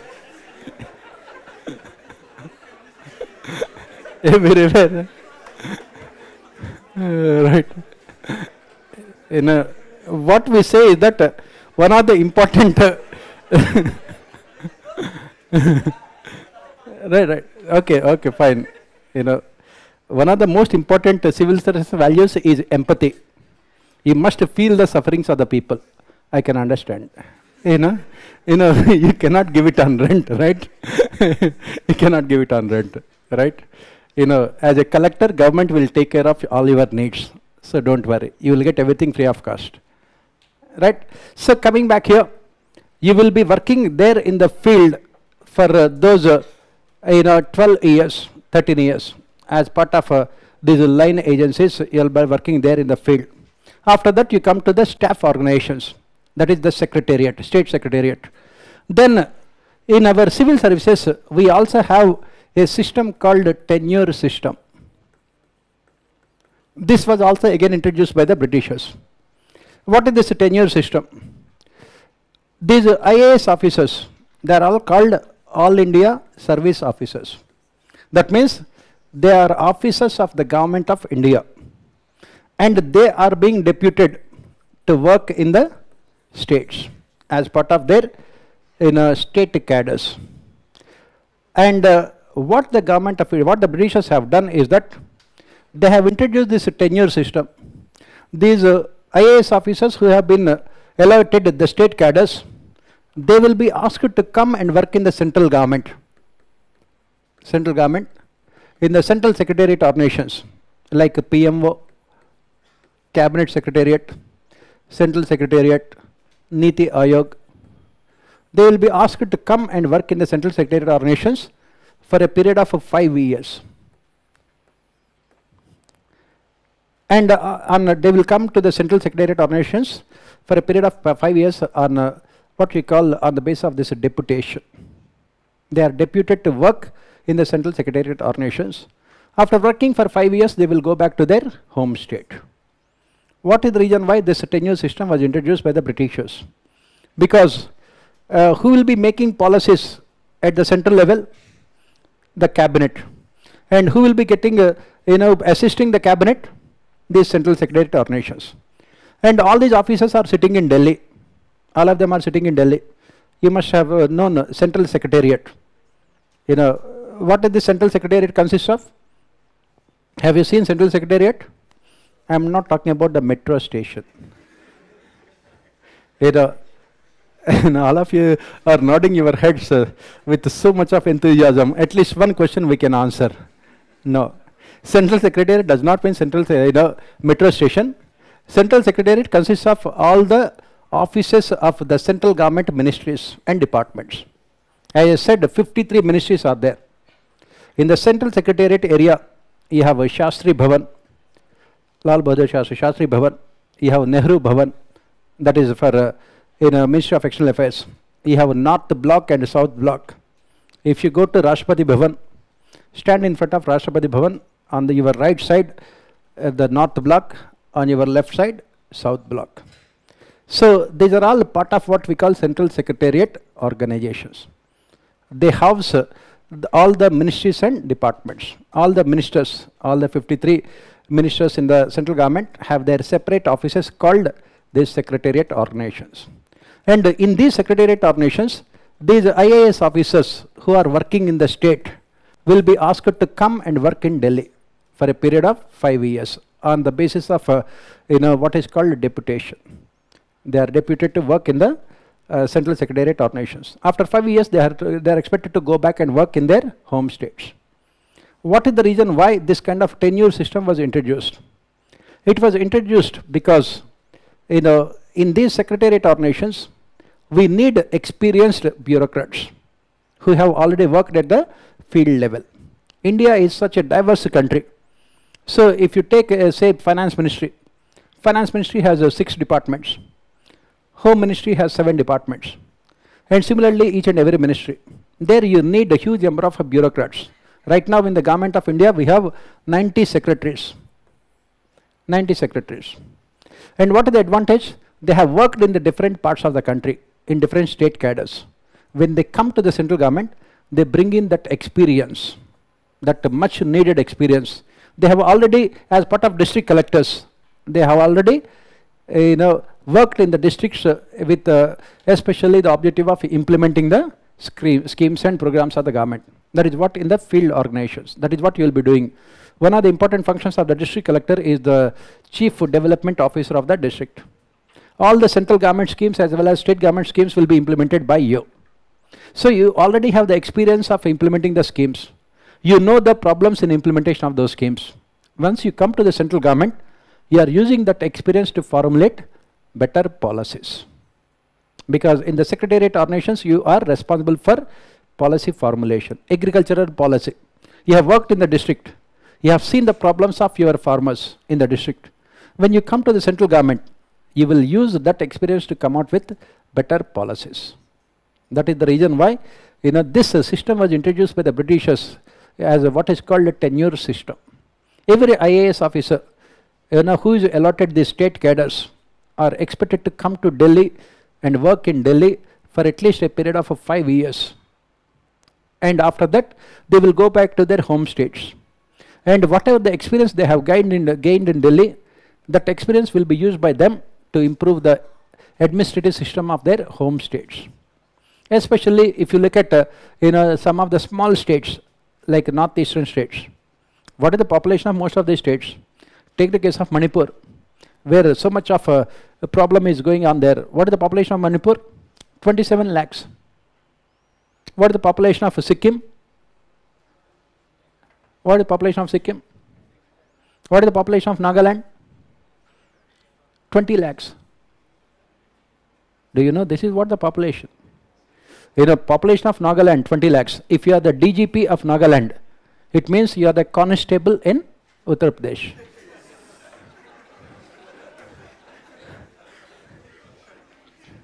Right? Not even a sub-inspector also. Because what is the population of a district in Uttar Pradesh? More than the population of most of the countries around the world. What is the population of New Zealand? What is the population of New Zealand? The country New Zealand? 55 lakhs. 5.5 million. And what is the population of some of the districts in UP? 70 lakhs, 80 lakhs. That means as a district collector in UP means you are more powerful than most of the prime ministers in the countries around the world. Right? That is the power of these IAS officers and IPS officers. You are controlling such a huge population and such a huge area also. So coming back here, this tenure system will help these IAS officers to understand administration at the national level, and when they go back to their states, they are expected to use that experience to improve the efficiency of their administration within the states also. This was introduced. Every IAS officer who is allotted the state cadres are expected to come and work in Delhi for a period of 5 years on deputation. And after their 5 years are over, then they will go back to their home states. But in the recent past, this tenure system has proved to be a failure.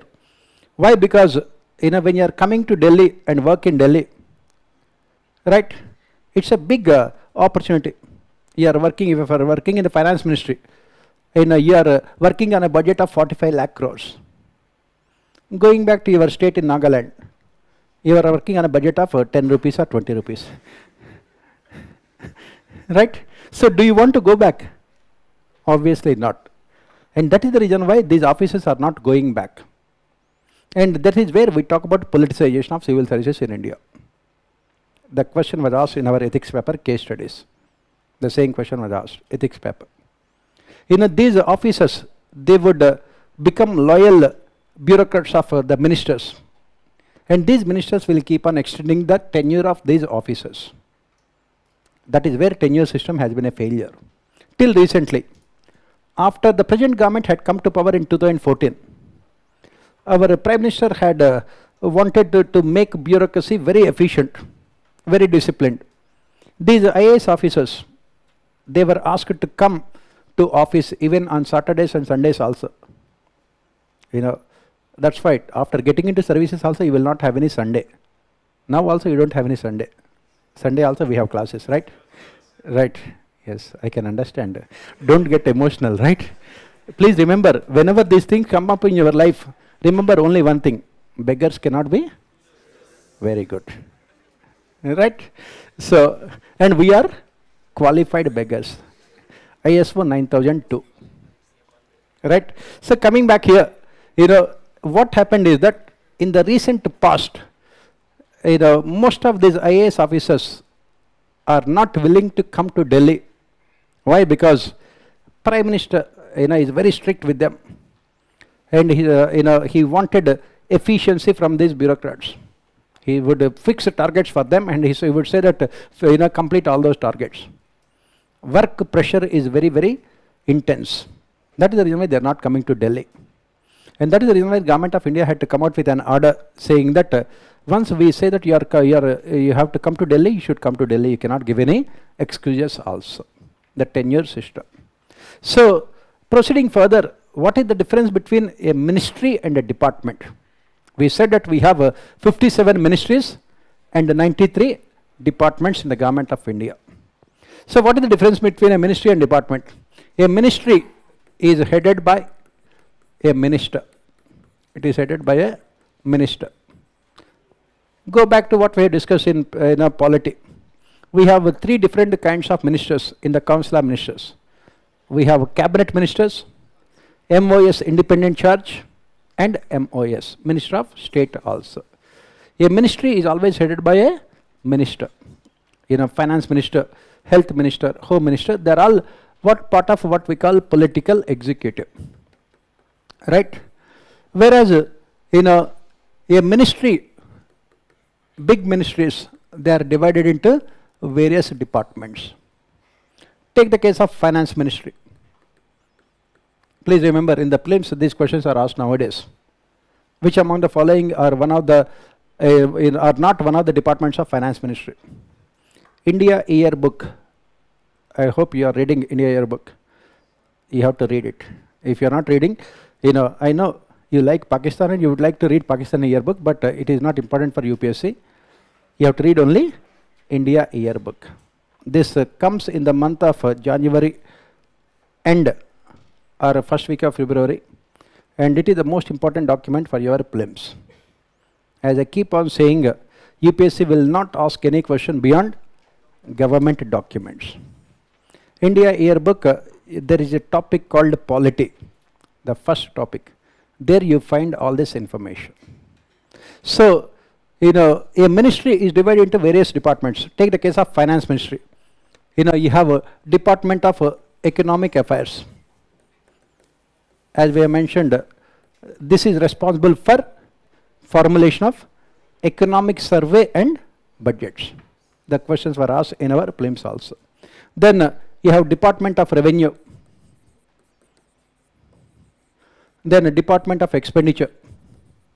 Department of Financial Services, then DIPAM department. DIPAM means Department of Investment and Public Asset Management. Recently, in Finance Ministry, they have added Department of Public Sector Enterprises also. There are some big ministries in the Government of India which are divided into various departments, again for administrative efficiency, and each department will be headed by an IAS officer, and his designation is Secretary to the Government of India. His designation is Secretary to the Government of India. And when do you become Secretary to the Government of India? After putting minimum 28 years of service. minimum 28 years of service. Depending on the seniority and availability position, sometimes it can be 30 years also, 32 years also. Right? From the sub-collector to secretary. Each department will be headed by secretary. Right? And whereas the ministry is headed by minister. And all these secretaries will be working under the minister.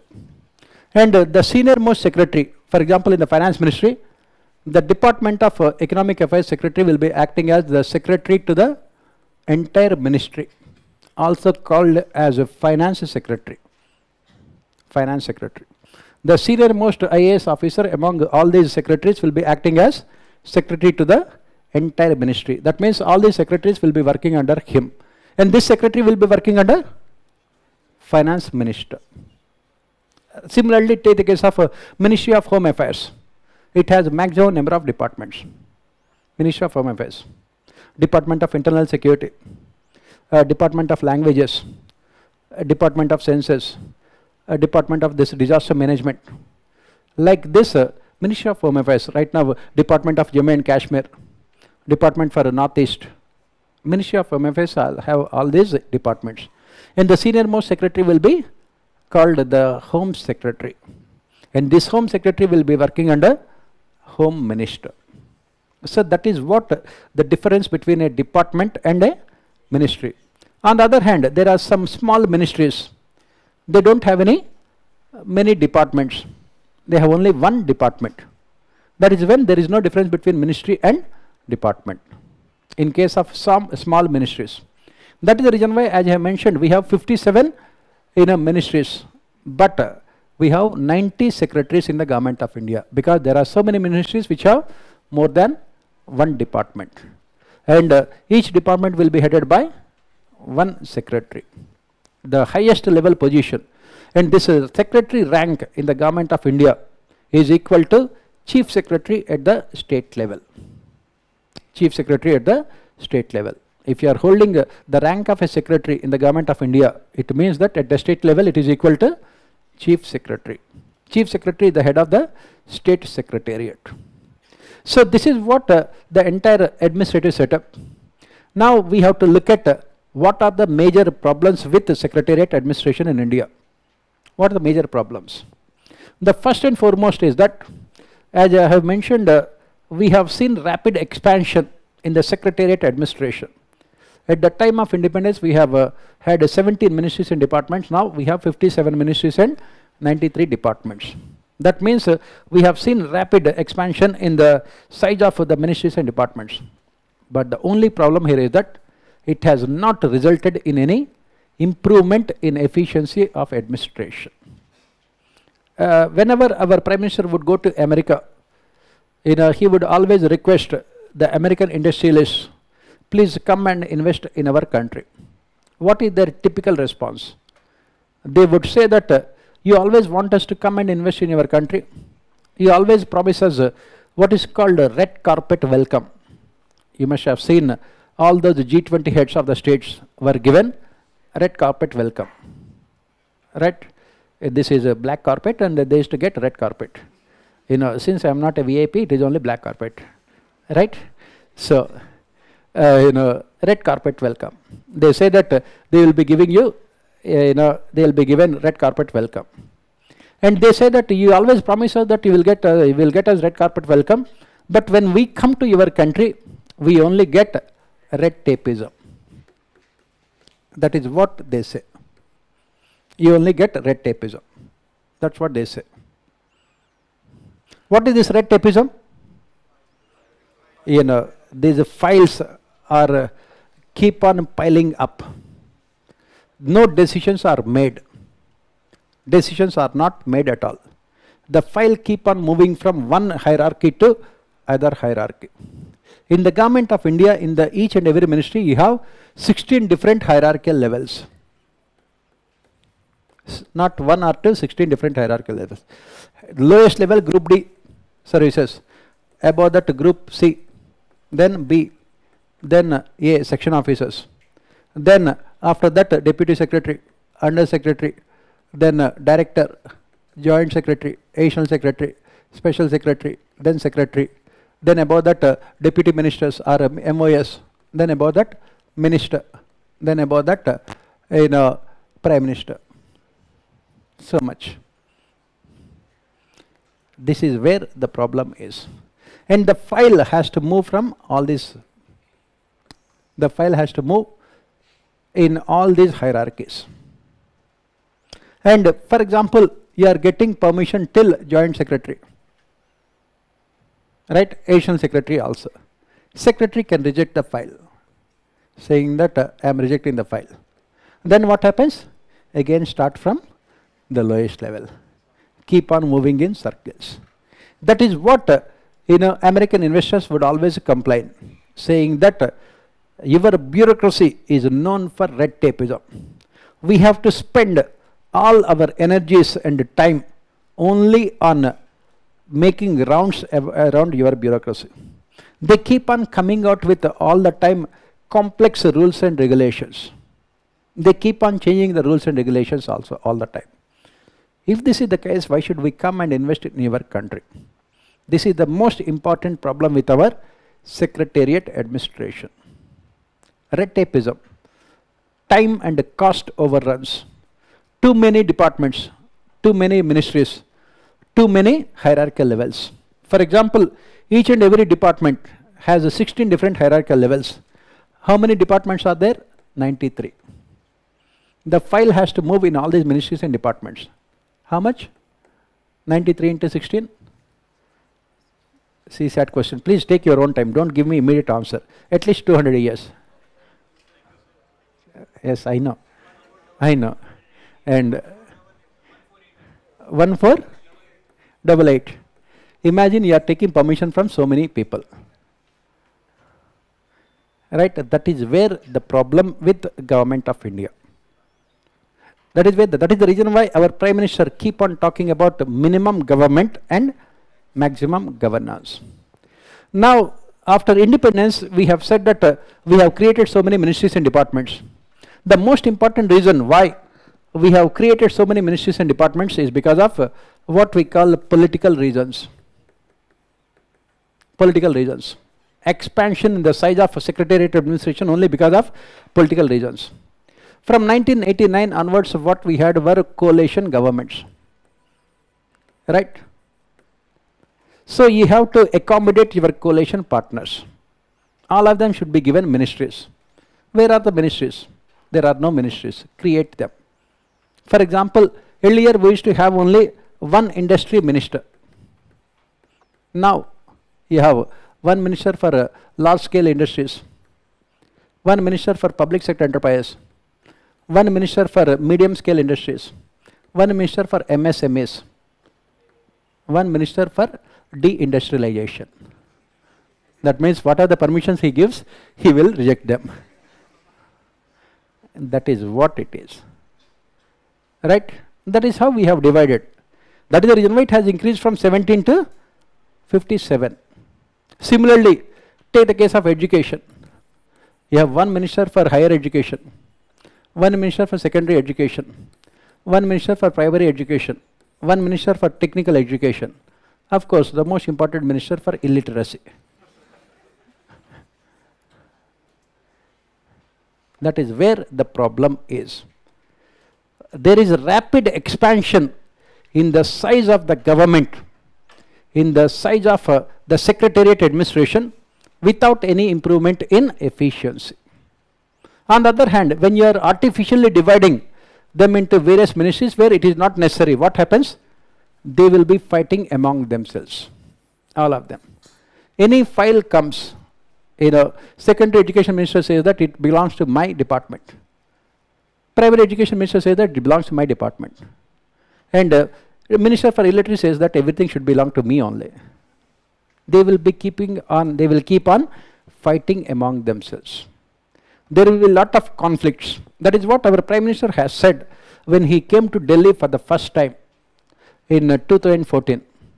Please remember, till then he was only the Chief Minister of Gujarat only. He came to Delhi for the first time. That is what he said. He said that he had seen these turf wars taking place. in the ministries and departments. Tough. That means these ministers as well as the bureaucrats are only fighting to protect their domains, their areas of operations. Nobody is interested in efficiency of the government. This is the most important problem with our secretariat administration. With the rapid expansion in the size of the government, it has not at all led to any improvement in the efficiency of administration. On the other hand, it led to red tapeism. It led to unwanted interference in the functioning of the ministries and departments. It led to time and cost overruns. It led to more bureaucracy. More bureaucracy. That is where the problem. What are the other issues with the secretariat administration in India? Next problem with the secretariat administration in India is that everything is done in a highly secretive manner. There is so much of secrecy. As I said, we have inherited only British administrative systems. There is so much of secrecy. Wherever there is secrecy, there is always scope for corruption. That is what another problem. Next problem is with the secretariat administration is, in this secretariat administration, how the bureaucrats are promoted. They are promoted mostly on the basis of their seniority principle. All these things again we will be studying as part of civil services reforms. Every year in our governance, at least 15 marks will be asked about civil services reforms. These bureaucrats are promoted only on the basis of seniority principle. Even if you are a meritorious bureaucrat, will you get any promotion? No. On the other hand, even if you are inefficient bureaucrat, you keep on getting promotions. That is what the problem. There is no incentive for sincere, honest bureaucrats to work better for the government. Why? Because promotions are strictly only on the basis of seniority principle. And there is no objective performance evaluation also. That is what another problem. Next important problem is, as I said, politicization of civil services. Politicization of civil services. If any government, any political party that is in power, always looks for those bureaucrats who are committed to the ruling political party in power. This politicization of civil services, as I said, it was asked for 25 marks in our ethics case study. 25 marks in ethics case study. This politicization of civil services, it has started in 1970s. In 1970s, the then Prime Minister, during emergency, had given a call for committed bureaucracy. The then Prime Minister had given a call for committed bureaucracy. Very important, these are all the topics, right? As I said, this governance is one topic wherein minimum effort and maximum gains. One topic and 200 marks. So, the then Prime Minister had given a call for committed bureaucracy. That means she openly said that I want a bureaucrat, I want my bureaucracy to be committed to the ideology of the ruling political party in power, not to the ideals of the constitution. From then onwards, every Prime Minister wanted only those so-called committed bureaucrats. And this disease of committed bureaucracy had spread to the state level also by 1990s. By 1990s, as we have discussed in polity also, in most of the states, regional political parties had come to power. Every chief minister always wanted committed bureaucrats. That led to politicization of civil services. And how these politicians influence the functioning of bureaucracy? With the help of these instruments like transfers, postings, promotions, suspensions, and removals also. Nowadays, we have this post-retirement positions also. You have retired from service, but the government, if they believe that you are a very committed bureaucrat to the ruling political party, they keep on giving you extensions. Let the Supreme Court criticize you, no problem. We know the enforcement director, he was given 4 extensions, right? Supreme Court had to ask the government, could you not find a single bureaucrat in the entire country who could head enforcement directorate? Why? Because the government is looking for what is called committed bureaucrats. This is the most important problem. Politicization of civil services. As I said, it was asked for 25 marks. in our ethics case studies. So this is another problem with the secretariat organizations, and they are inefficient. They indulge in red tapeism, too much of time and cost overruns, and ultimately it results in overall inefficiency of the government also. So what should be done? The reforms are also very simple. Second Administrative Reforms Commission, in its report on union government and administration, had come out with the recommendations. It has suggested that the number of ministries and departments in the government of India, at present they are 57, it should be reduced to less than 27. There should only be 25 ministries in the government of India. That is the reason why we said, our Prime Minister keeps on saying, the minimum government and maximum governance. Second most important recommendation is the number of hierarchy levels. I have said how many? 16. And it should be reduced only to 4. Please remember, these are only recommendations. They will never be implemented. Right? Students have been writing about them since 2009 onwards. We are in 2023. They keep on writing all these recommendations. They get into services. After that, you forget. That is the reason why don't ask any innocent questions like whether they will be implemented or they are implemented or not. In our class, there is no place for innocence. You know that, right? We can tolerate any amount of ignorance, but not innocence. So none of these recommendations will be implemented, right? So the number of hierarchy levels should be reduced to 4.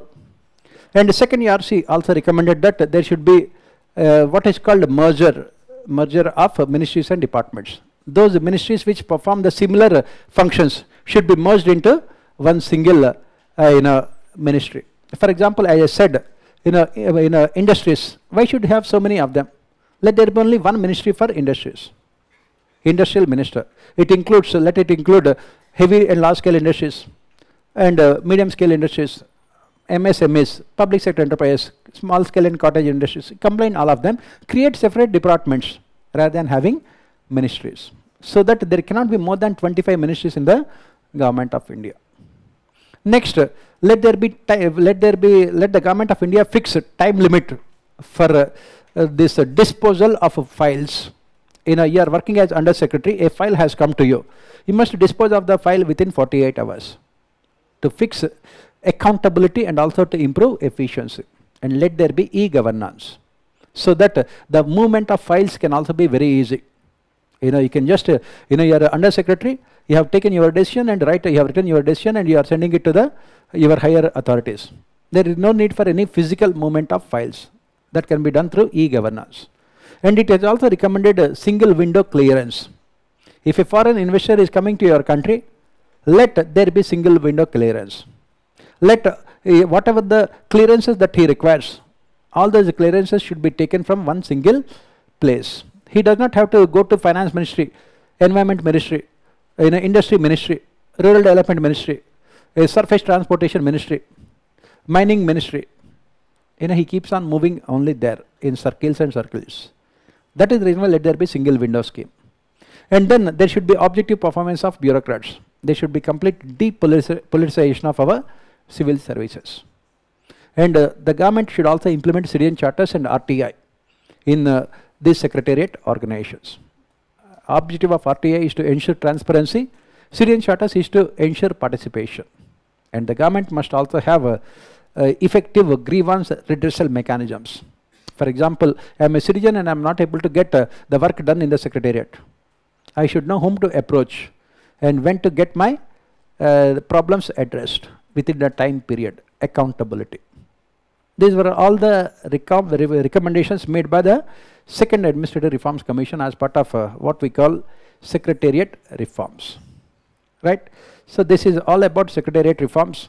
Let us take some few points, right, about these things. Some few points.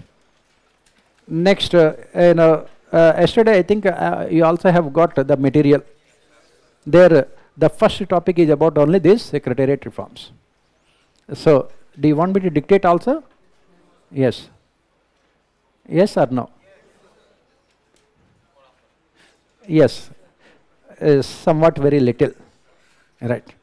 Okay, just write down, in a parliamentary democracy,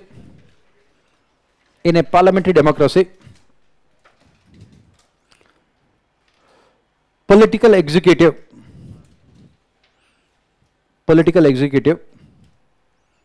is responsible for policy formulation,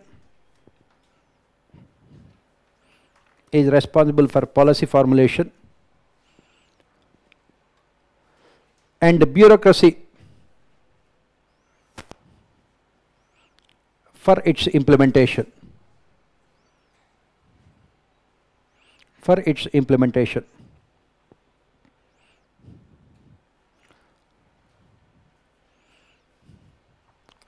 Since the political executive, since political executive consists of professional politicians,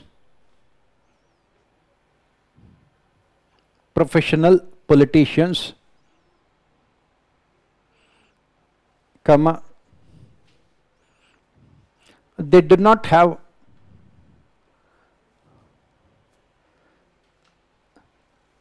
any technical knowledge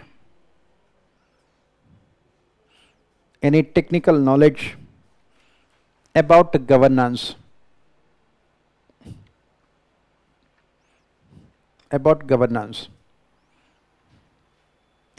Civil servants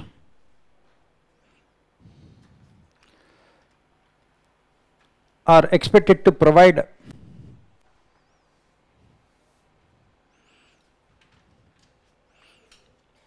unbiased, unbiased, unbiased, rational, rational, meritorious, meritorious, meritorious, merit and meritorious, and impartial suggestions to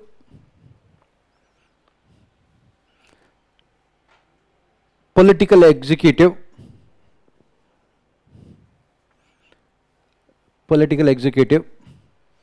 in policy formulation. Please remember, whatever I am dictating is more important for your ethics paper than governance. At least 2 case studies, at least 2-3 questions in section A are from what I am dictating now. That means 2 case studies means 40 marks. 2-3 questions in section A means around 20-30 marks. 70 marks is what I am dictating now for your ethics paper. Very important. Next, proceeding further. Secretariat administration in India.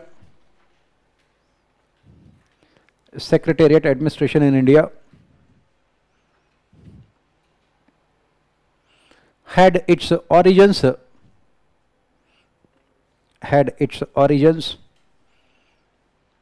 during the British rule.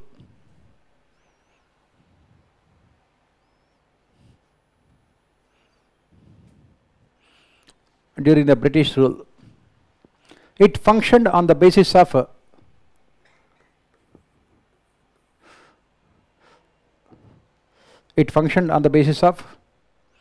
two important principles.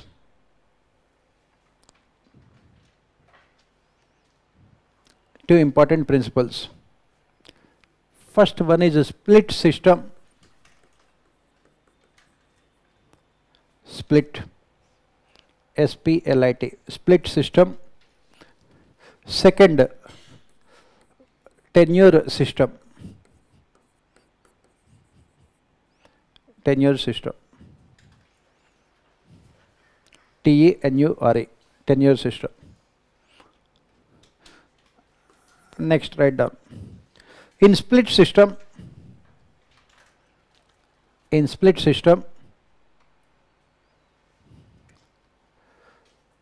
the work of the government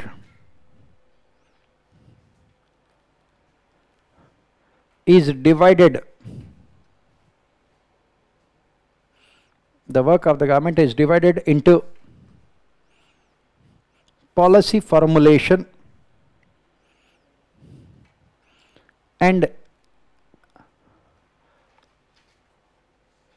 its implementation.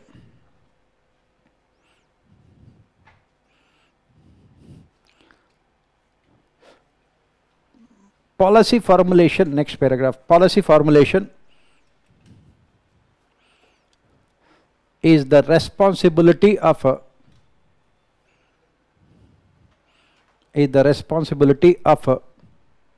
staff organizations, staff STAFF organizations. Examples of staff organizations include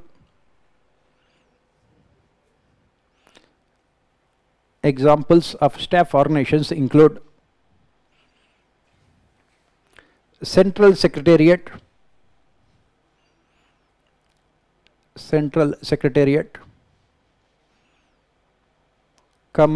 Cabinet Secretariat,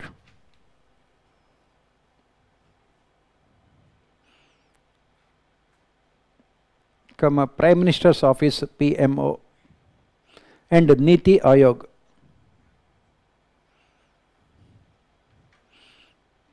They are headed by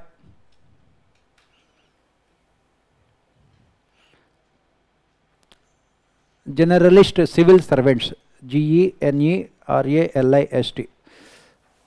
generalist civil servants, in brackets IAS officers.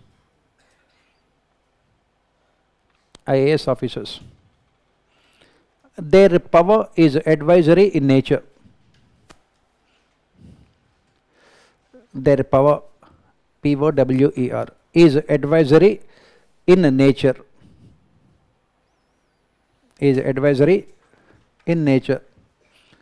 That is, they are expected to give suggestions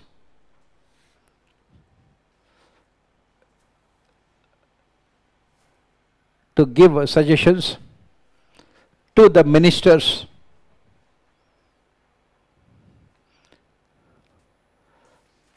in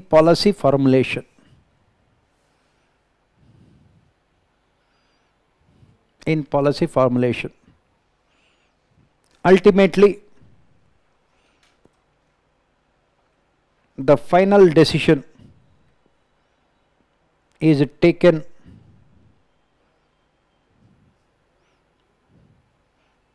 by the ministers only.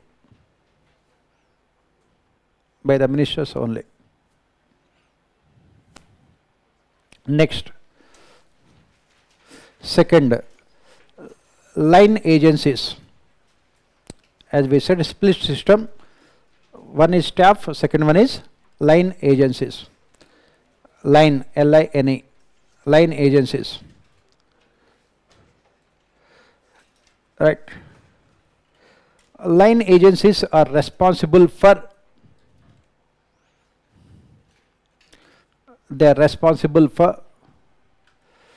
policy formulation, policy implementation. They are responsible for policy implementation. They are located at the field level.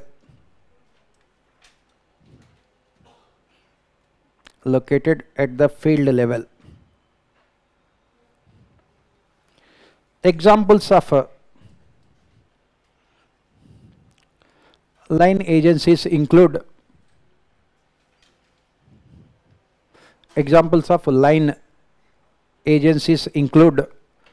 departments and directorates.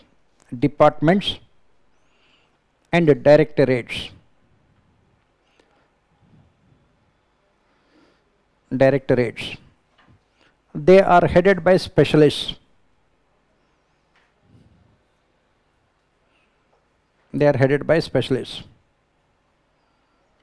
For example,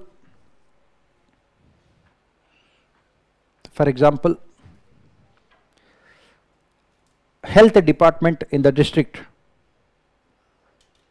health department in the district is headed by chief medical officer.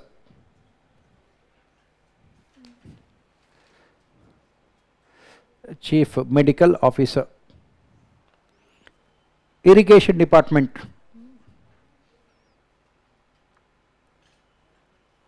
is headed by chief engineer.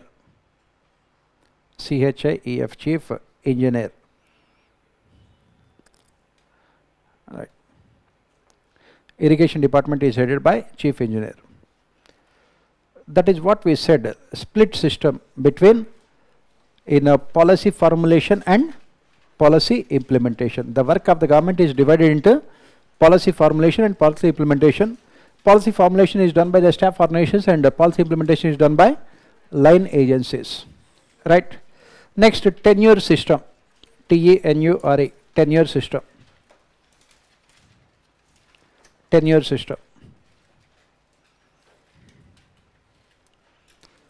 This system was also introduced. This system was also introduced by the Britishers in our Secretariat administration.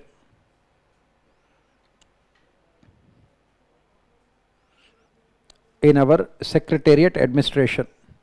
This system was also introduced by the Britishers in our Secretariat administration.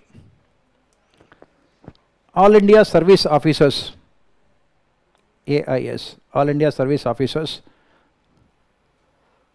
are allocated state cadres.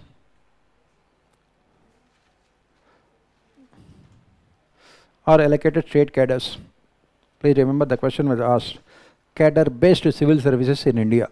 It was asked in our governance also. They are allocated state cadres. They are expected to work, full stop. They are expected to work within the state for the rest of their tenure. Rest of their tenure. At the same time,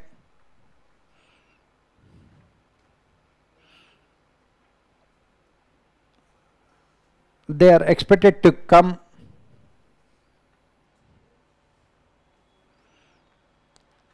and work in central secretariat organizations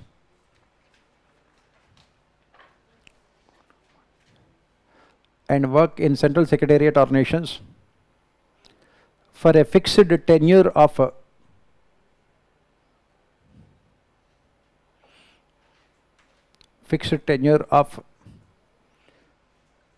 TENURE of 4 to 5 years. 4 to 5 years. It helps in better policy formulation,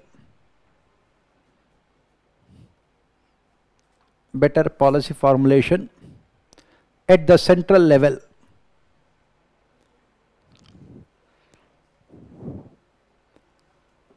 At the central level, as these officers have gained vast experience, VAST, vast experience in policy implementation,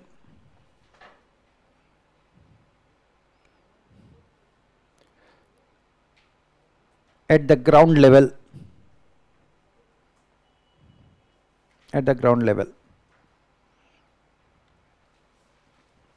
Once their tenure is over, they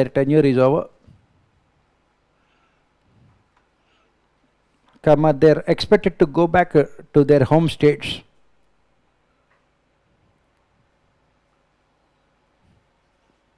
They are expected to go back to their home states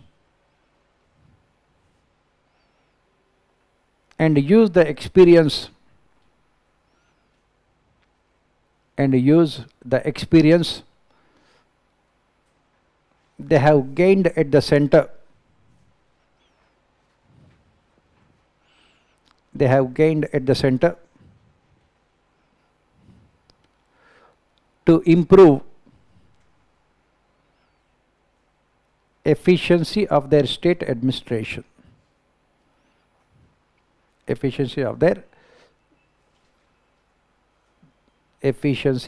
their state administration.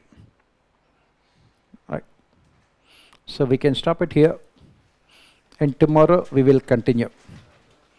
After completing the secretariat administration, we will go to these other governance reforms, especially right to information, transparency, and go to other reforms. I think tomorrow also we have the class at the same time, right? After that again we have a class on Thursday, right? Next week, right? And I will also give you some important articles. I told you that there are so many articles related to governance. I will give you those articles. Since you are not reading newspapers, I will have to give, right?